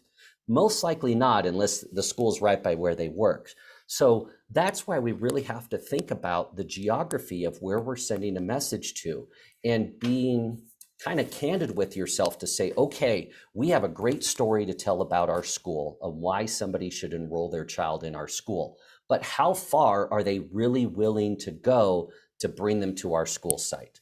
How many other schools that are they willing to pass to come to us? Okay, and so that's just an important assessment to take and to evaluate. Obviously, there's little things that you want to factor in terms of inviting people, like maybe one direction because of road systems or a lake or a mountain range or something. You can only go a few miles from your school site to tell your story, but maybe because of a highway or interstate or major roadway, you can easily market 5-10 miles to the opposite direction of your school site because of how much easier it is to get to your school location. So a good rule of thumb for us is we like to target based on zip codes and addresses and cities versus doing radius targeting, which a lot of people do when it comes to digital marketing, because the default is often, hey, here's the address of our school. Let's show the ad to anybody that lives within 5 miles. But again, that radius doesn't factor some of those barriers or restrictions that I just described. So a great tip is to always look more at the specific zip codes and cities that you want to tell your story to. Some of the different advertising that's available, you obviously can't target that way. So a couple of examples that we've all seen, and maybe some of you are currently using or have used in the past, are billboards or radio.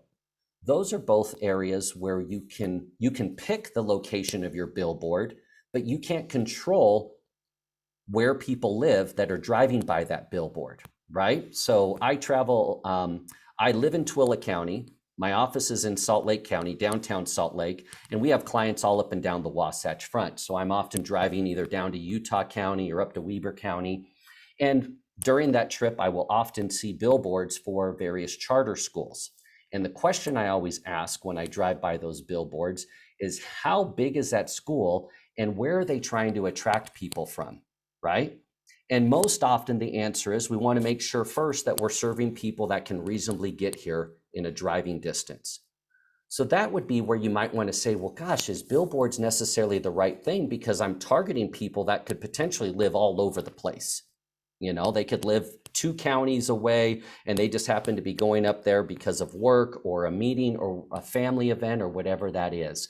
So you've just got to be cautious when you're picking things like out-of-home advertising, billboards as they're known, to look at the location of the board and how that fits to who the audience is that you want to talk and tell your story to ensure that they know that you exist and are the best place to educate their child. Another example is radio advertising. So traditional or terrestrial radio, as it's called in our industry, is what you listen to when you're in your car and you're dialing in 101.5 or 92.5 or 97.1 or one of the other radio stations. So the great about them is they can reach a lot of people, right, along the Wasatch Front. But then we have to say, okay, just like with the billboards, is somebody, if my school's located in Weber County, is somebody hearing that radio spot down in South Utah County really realistically going to drive that distance every day to get their child to school? Again, most likely not. So that might be a situation where you say, gosh, I don't think that's the right thing because of the geography that it's going to reach. Yes, it's reaching a lot of people, but it's reaching a lot of people that might not be the best fit for my school. Now, if you have multiple locations, that's a different consideration. An alternative might be with radio to utilize streaming audio. So if you've ever used Pandora or Spotify or Odyssey or iHeart, those you can use radio and actually tell them, I want you to play this commercial during when people are listening to music in these zip codes. So it goes back to targeting people that live closer to your school site and hence are going to be more likely to enroll their child and get them to and from your school site every day. So the most important thing that I say with geography, and especially when it comes to schools, is to just self-assess and say, okay, how realistic is somebody from this area going to be willing to drive us? And then you set that as your benchmark, that you kind of a rule that you try not to ever break when it comes to your marketing. If we're going to put an outbound message to somebody, let's try to make sure it's always reaching people in the area that we know we're going to have the best chance to serve. Okay.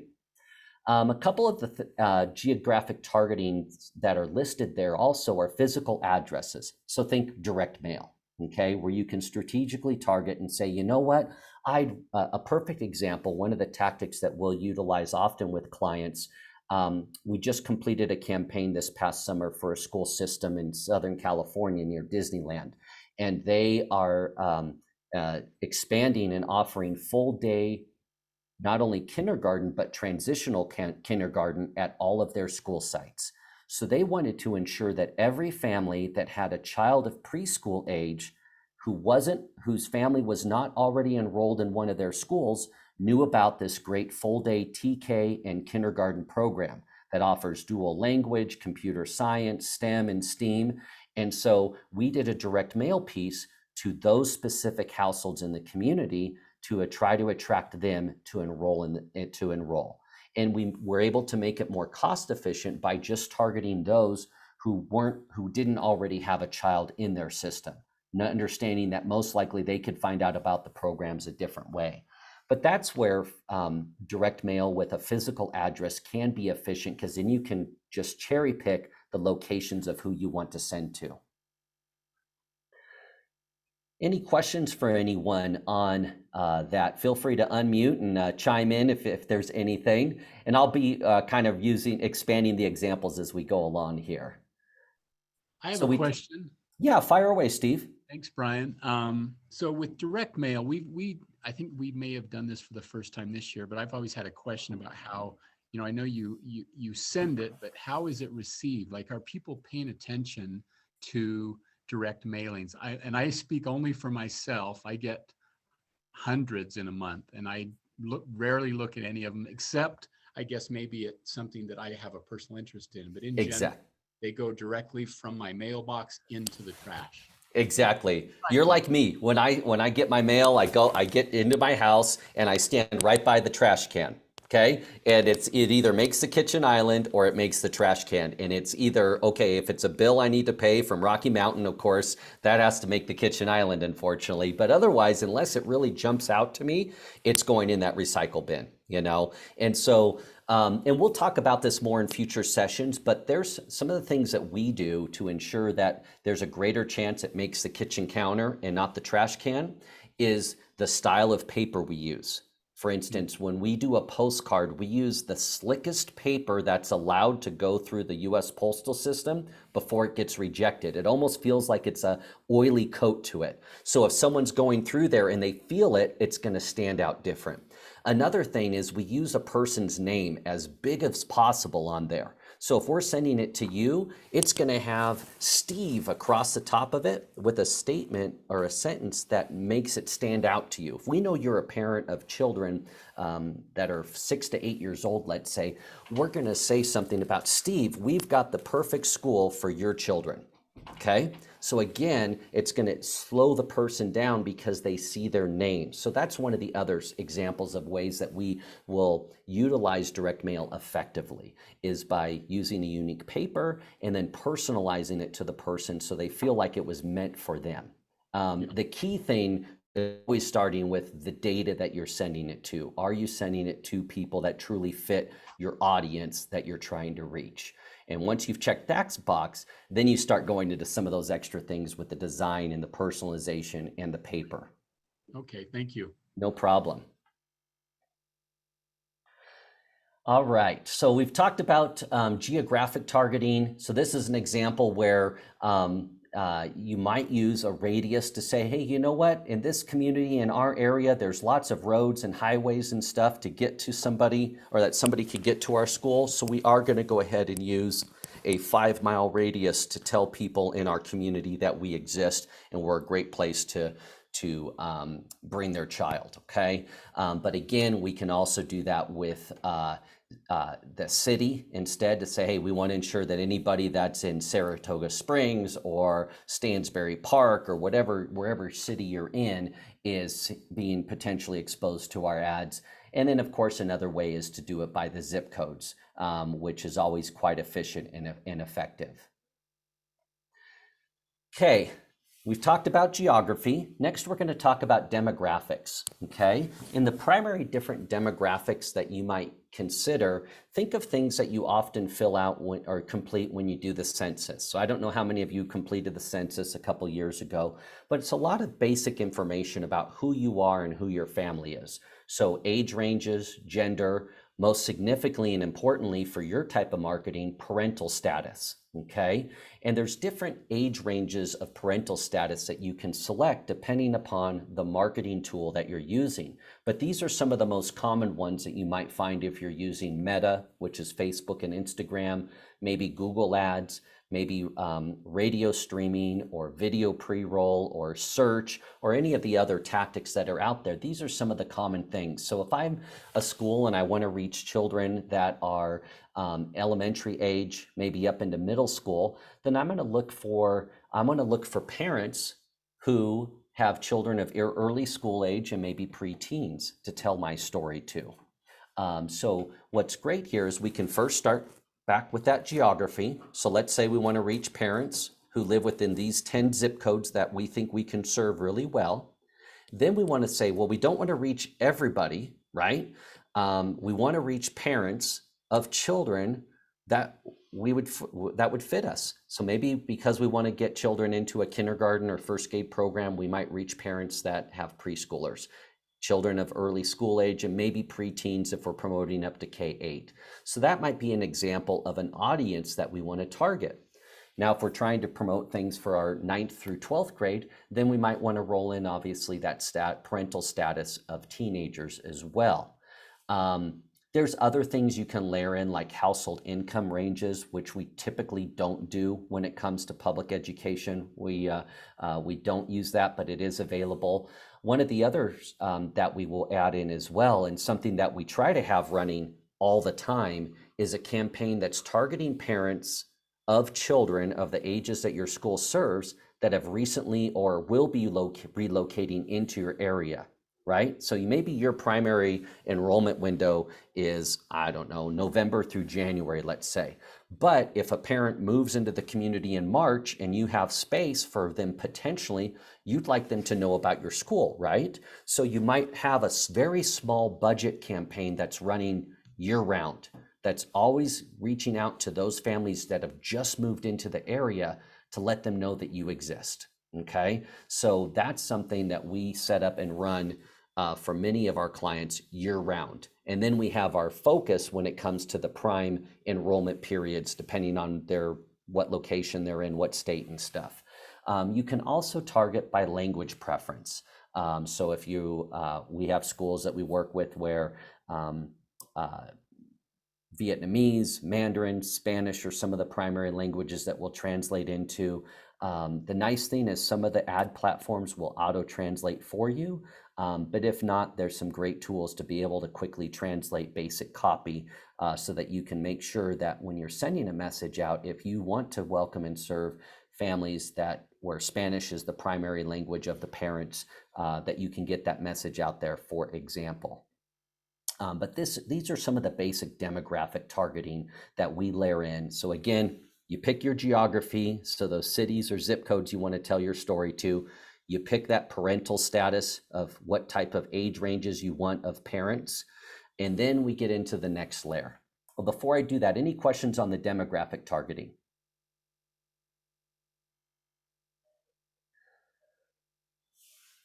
Okay, and this demographic targeting is available with most advertising platforms. There are a couple exceptions. So if you're a school that has used traditional radio, like maybe advertised on Eagle or Bob FM or U92 or something like that, they can tell you that, hey, more of our listeners happen to be this age range or are male versus female, but they're not going to have this really scientific data to say, okay, we're only going to have people that listen to or only parents of children ages 5 to 13 hear your radio ad. So that's kind of the downside of using a radio station versus maybe a streaming radio, where you can actually say, we want to serve this commercial to parents that live in these zip codes who have children ages 5 to 13, as an example.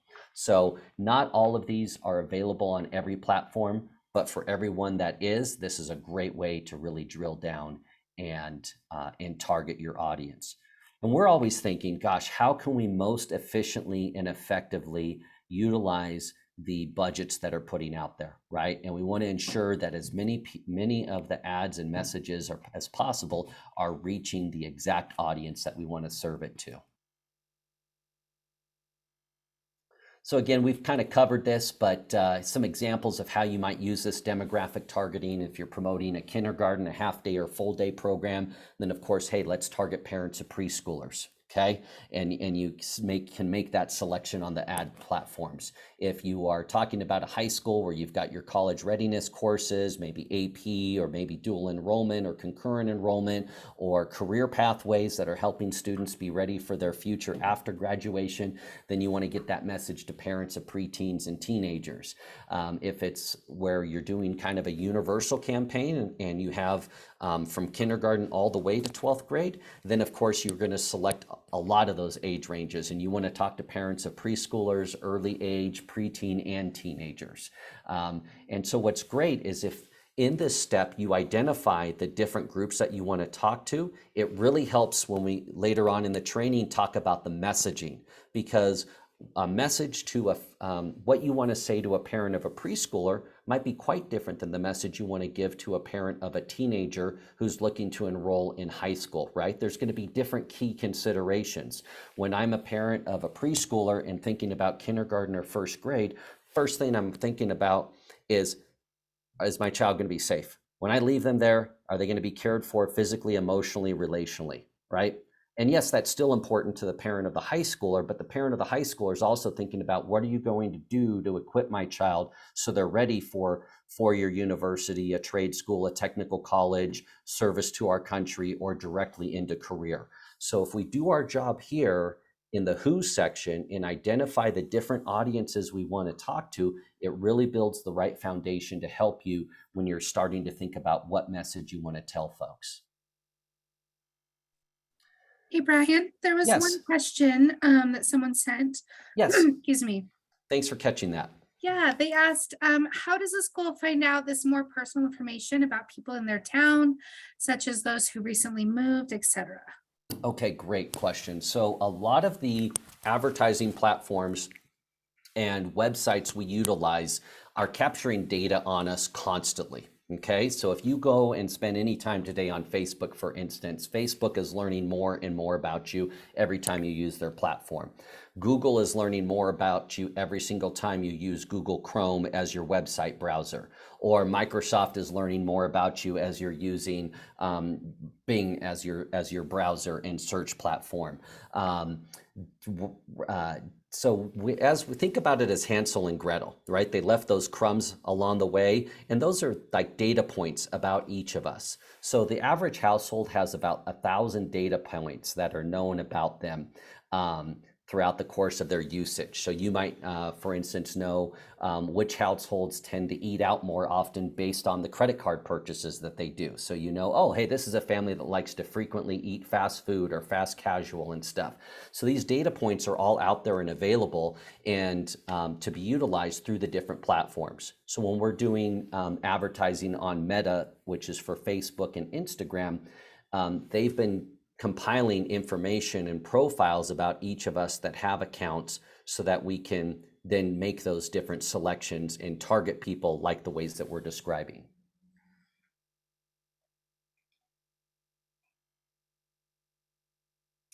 All right, so the last key part of targeting, so again, we talked about geography, then the demographics, and now it's the psychographic. So this is compiled of a lot of different categories, but think about it as people with specific intentions, okay? So they're desirous of doing something or they want to learn about something.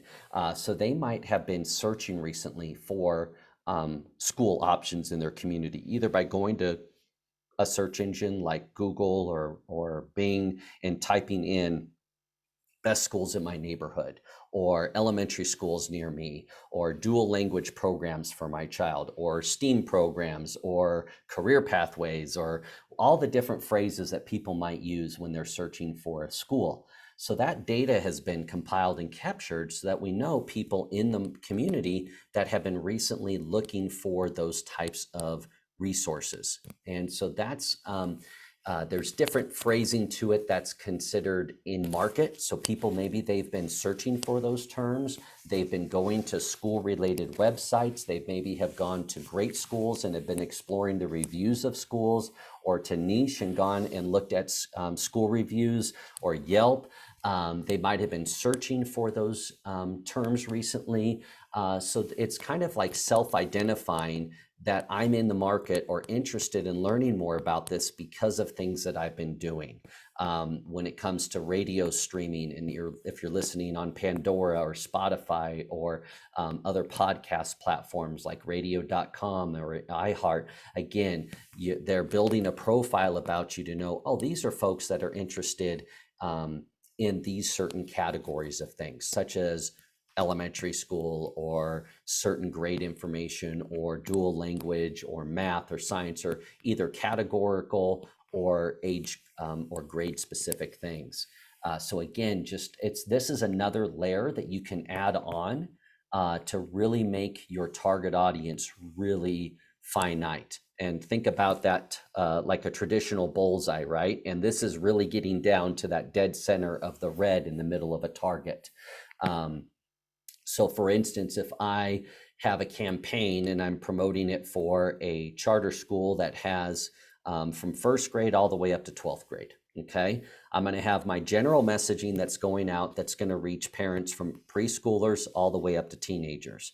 But let's say I've got a special program for Spanish language dual enrollment that's available for my high schoolers, okay? That's gonna be a sub-target that I want to reach out, because maybe we know, hey, here's families of preteen and teenagers that live in our area who have recently been searching and looking for dual language or Spanish language programs and opportunities. Maybe they've even downloaded apps like Duolingo and some of the other language apps that are available, and they're utilizing them.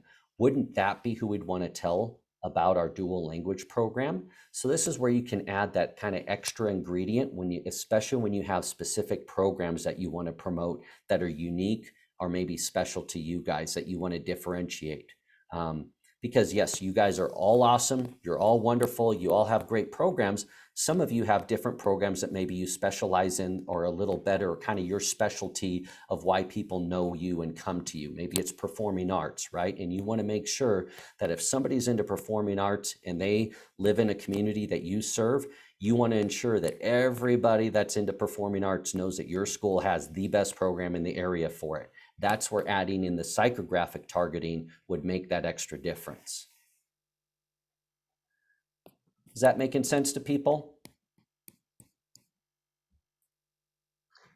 So again, this is not going to be available with every tactic you use. So the ones, think of it this way, the ones that are the broadest reaching, like television, such as running an ad on ABC4 or the CW, or using a radio station like Bob or U92, or using a billboard, you're not going to be able to get this type of granular targeting. Okay, but most of the other tactics that we'll be discussing over the coming weeks, such as search ads, Facebook ads, LinkedIn ads, radio streaming, video pre-roll, lots of the other ways you can tell your story, you can get this granular and get this targeted, which obviously helps and increases the likelihood that somebody's going to pay attention to your ad, because they're going to go, oh my gosh, this is exactly what I've been looking for. Right? How many of us have had the experience where you've searched for something or put something in a shopping cart, and then all of a sudden you see an ad or you get a message that relates just to what you were looking for? That's good marketing using the targeting. Okay. So I always joke that you can have a fun time if you've got a significant other and you want something special for your birthday.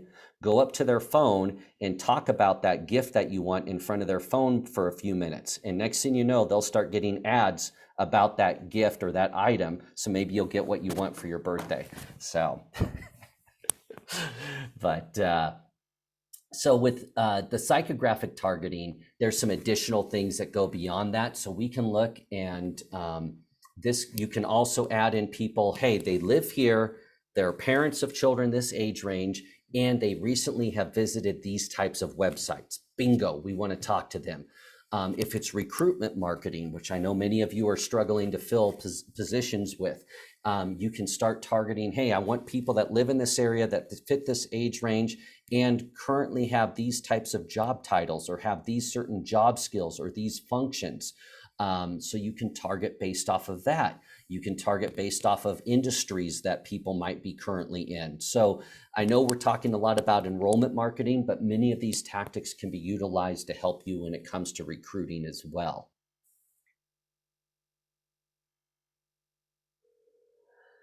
So here's an example on the screen where we might be layering in multiple things. So we might look in and say a school that has an emphasis in STEM is going to pick parental status with certain age ranges of people who live in certain zip codes and then have followed or have recently been searching for certain topics or interests or keywords related to STEM.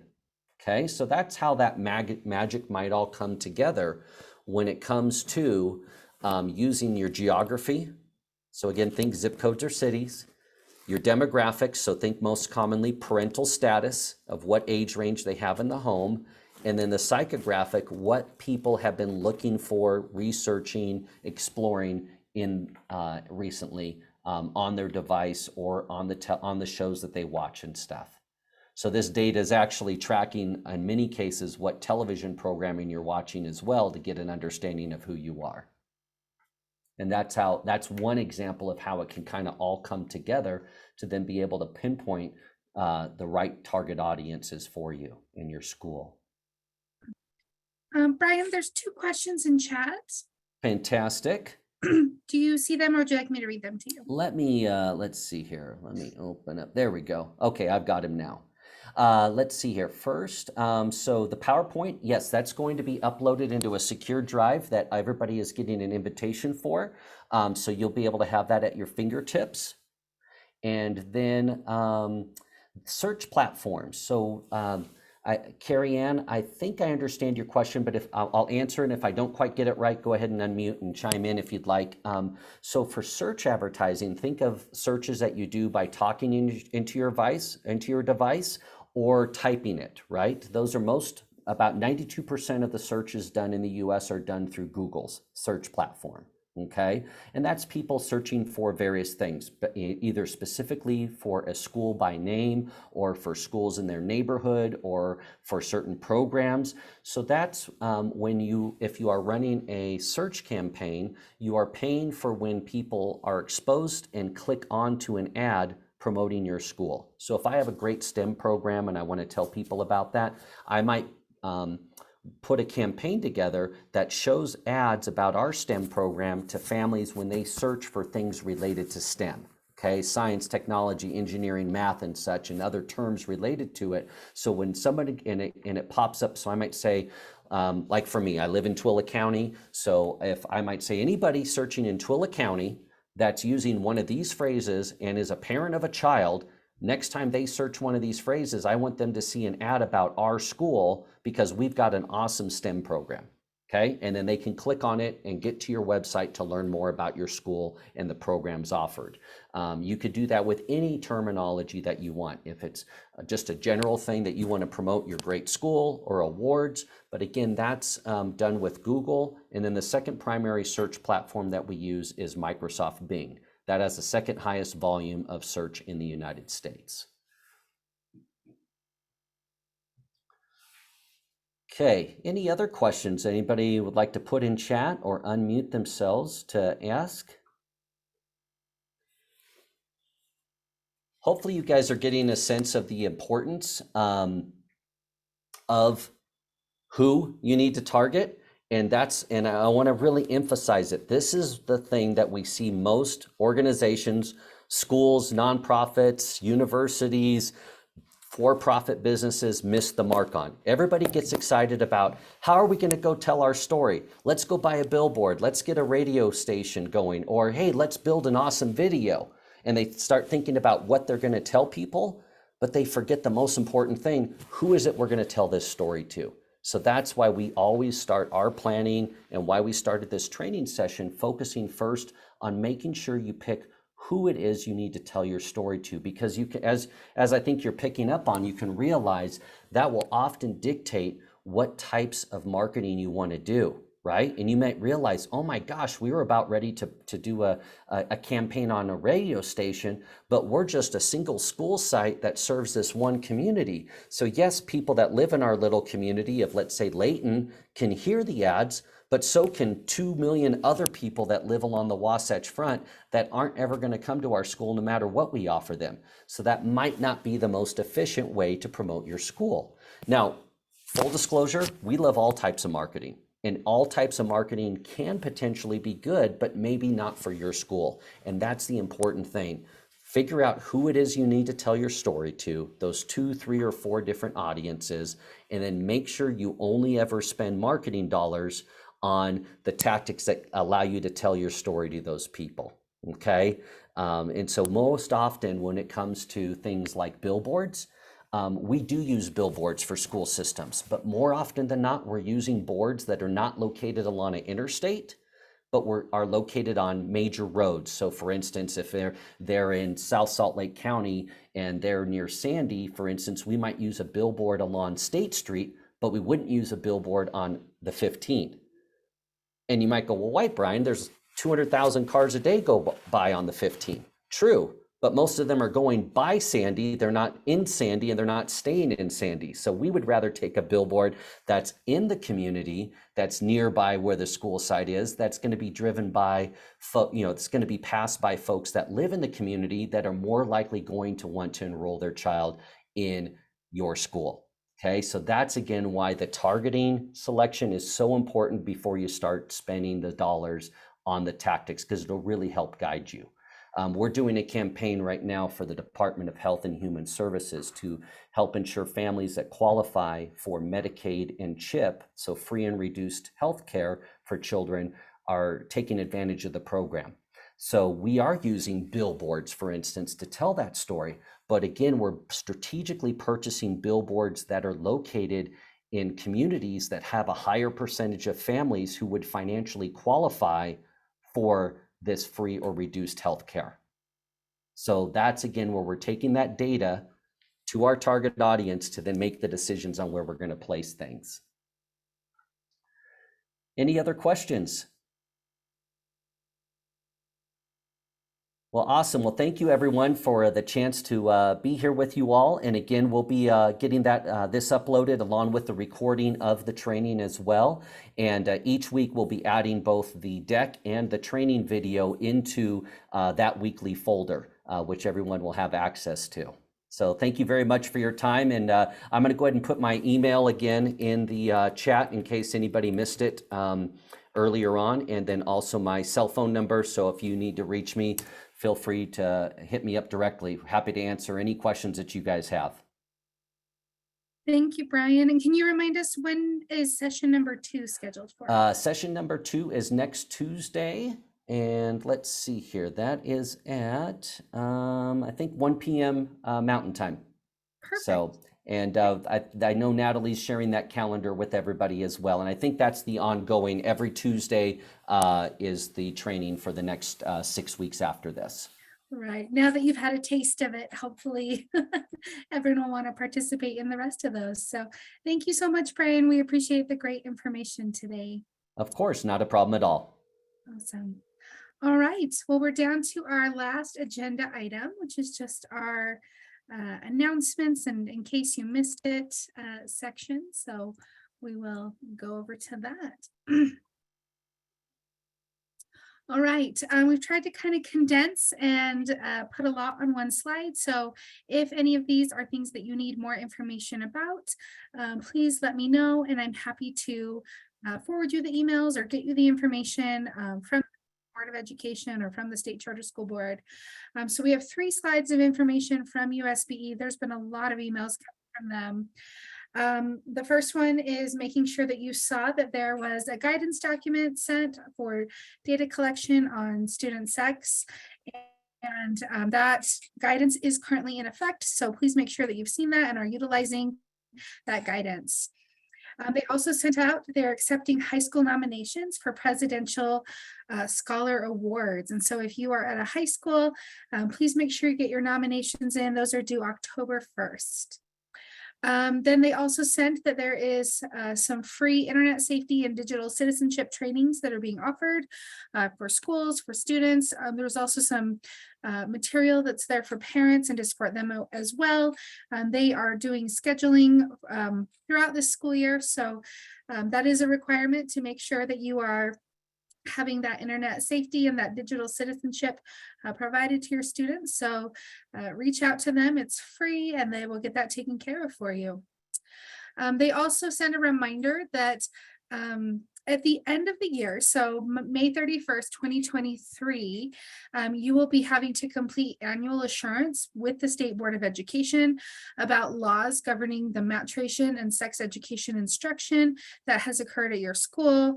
And that includes like your 5th grade maturation or different health classes that might be offered. And so it's due May 31st, that assurance, but make sure reviewed that guidance and that you know what has to be approved and what manner needs to be approved in. Additionally, from the State Board of Education, they sent out a teacher evaluation redesign proposal. And if you feel strongly about that and want to provide any feedback, that is due by September 16th. Also, your testing coordinators or assessment directors, if you're lucky enough to have one of those folks, or if that's you at your school, just a gentle reminder that testing plans are due September 15th. So that's this week.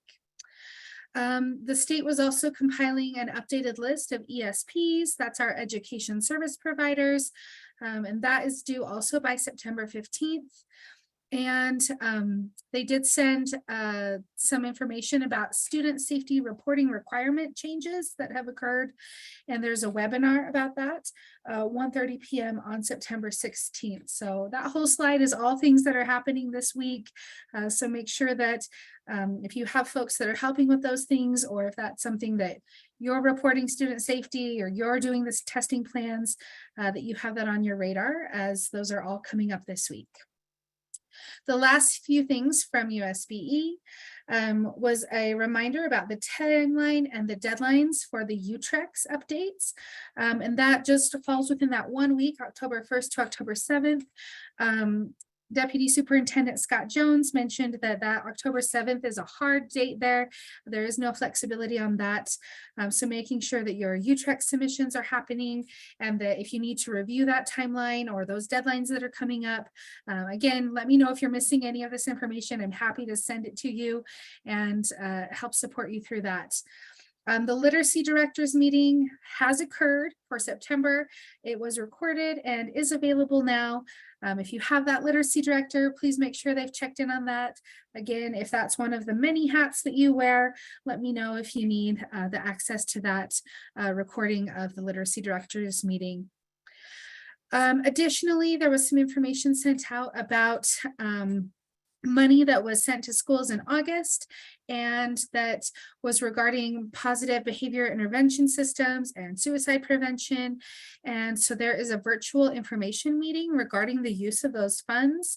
That virtual meeting is on September 21st from 10:30 to 11:30 a.m. And then we also wanted to make you aware that last week, the State Board of Education named the Teacher of the Year for 2023. He comes from a rural school, and it was great to celebrate him.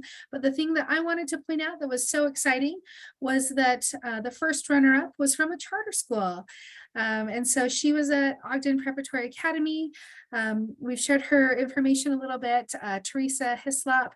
And so if you see Director Deem up at Ogden Prep, or, you know, we just were so excited and so proud to have someone from our charter schools make it that far in that process and to be the first runner-up. So big congratulations to the charter movement there. I did want to share some things that are coming up from the State Charter School Board, as well as a few announcements from us. The first thing I wanted to go through was, if you remember at the end of the school year, we administered the Qualtrics survey and asked you what was going well with support, what other things would you like to see. Always like to be accountable and share what we found out and what we plan to do with that information. There were 4 big areas that we felt like there were some effective practices. And this was a survey that was completed by school directors, business managers, board members, and teachers.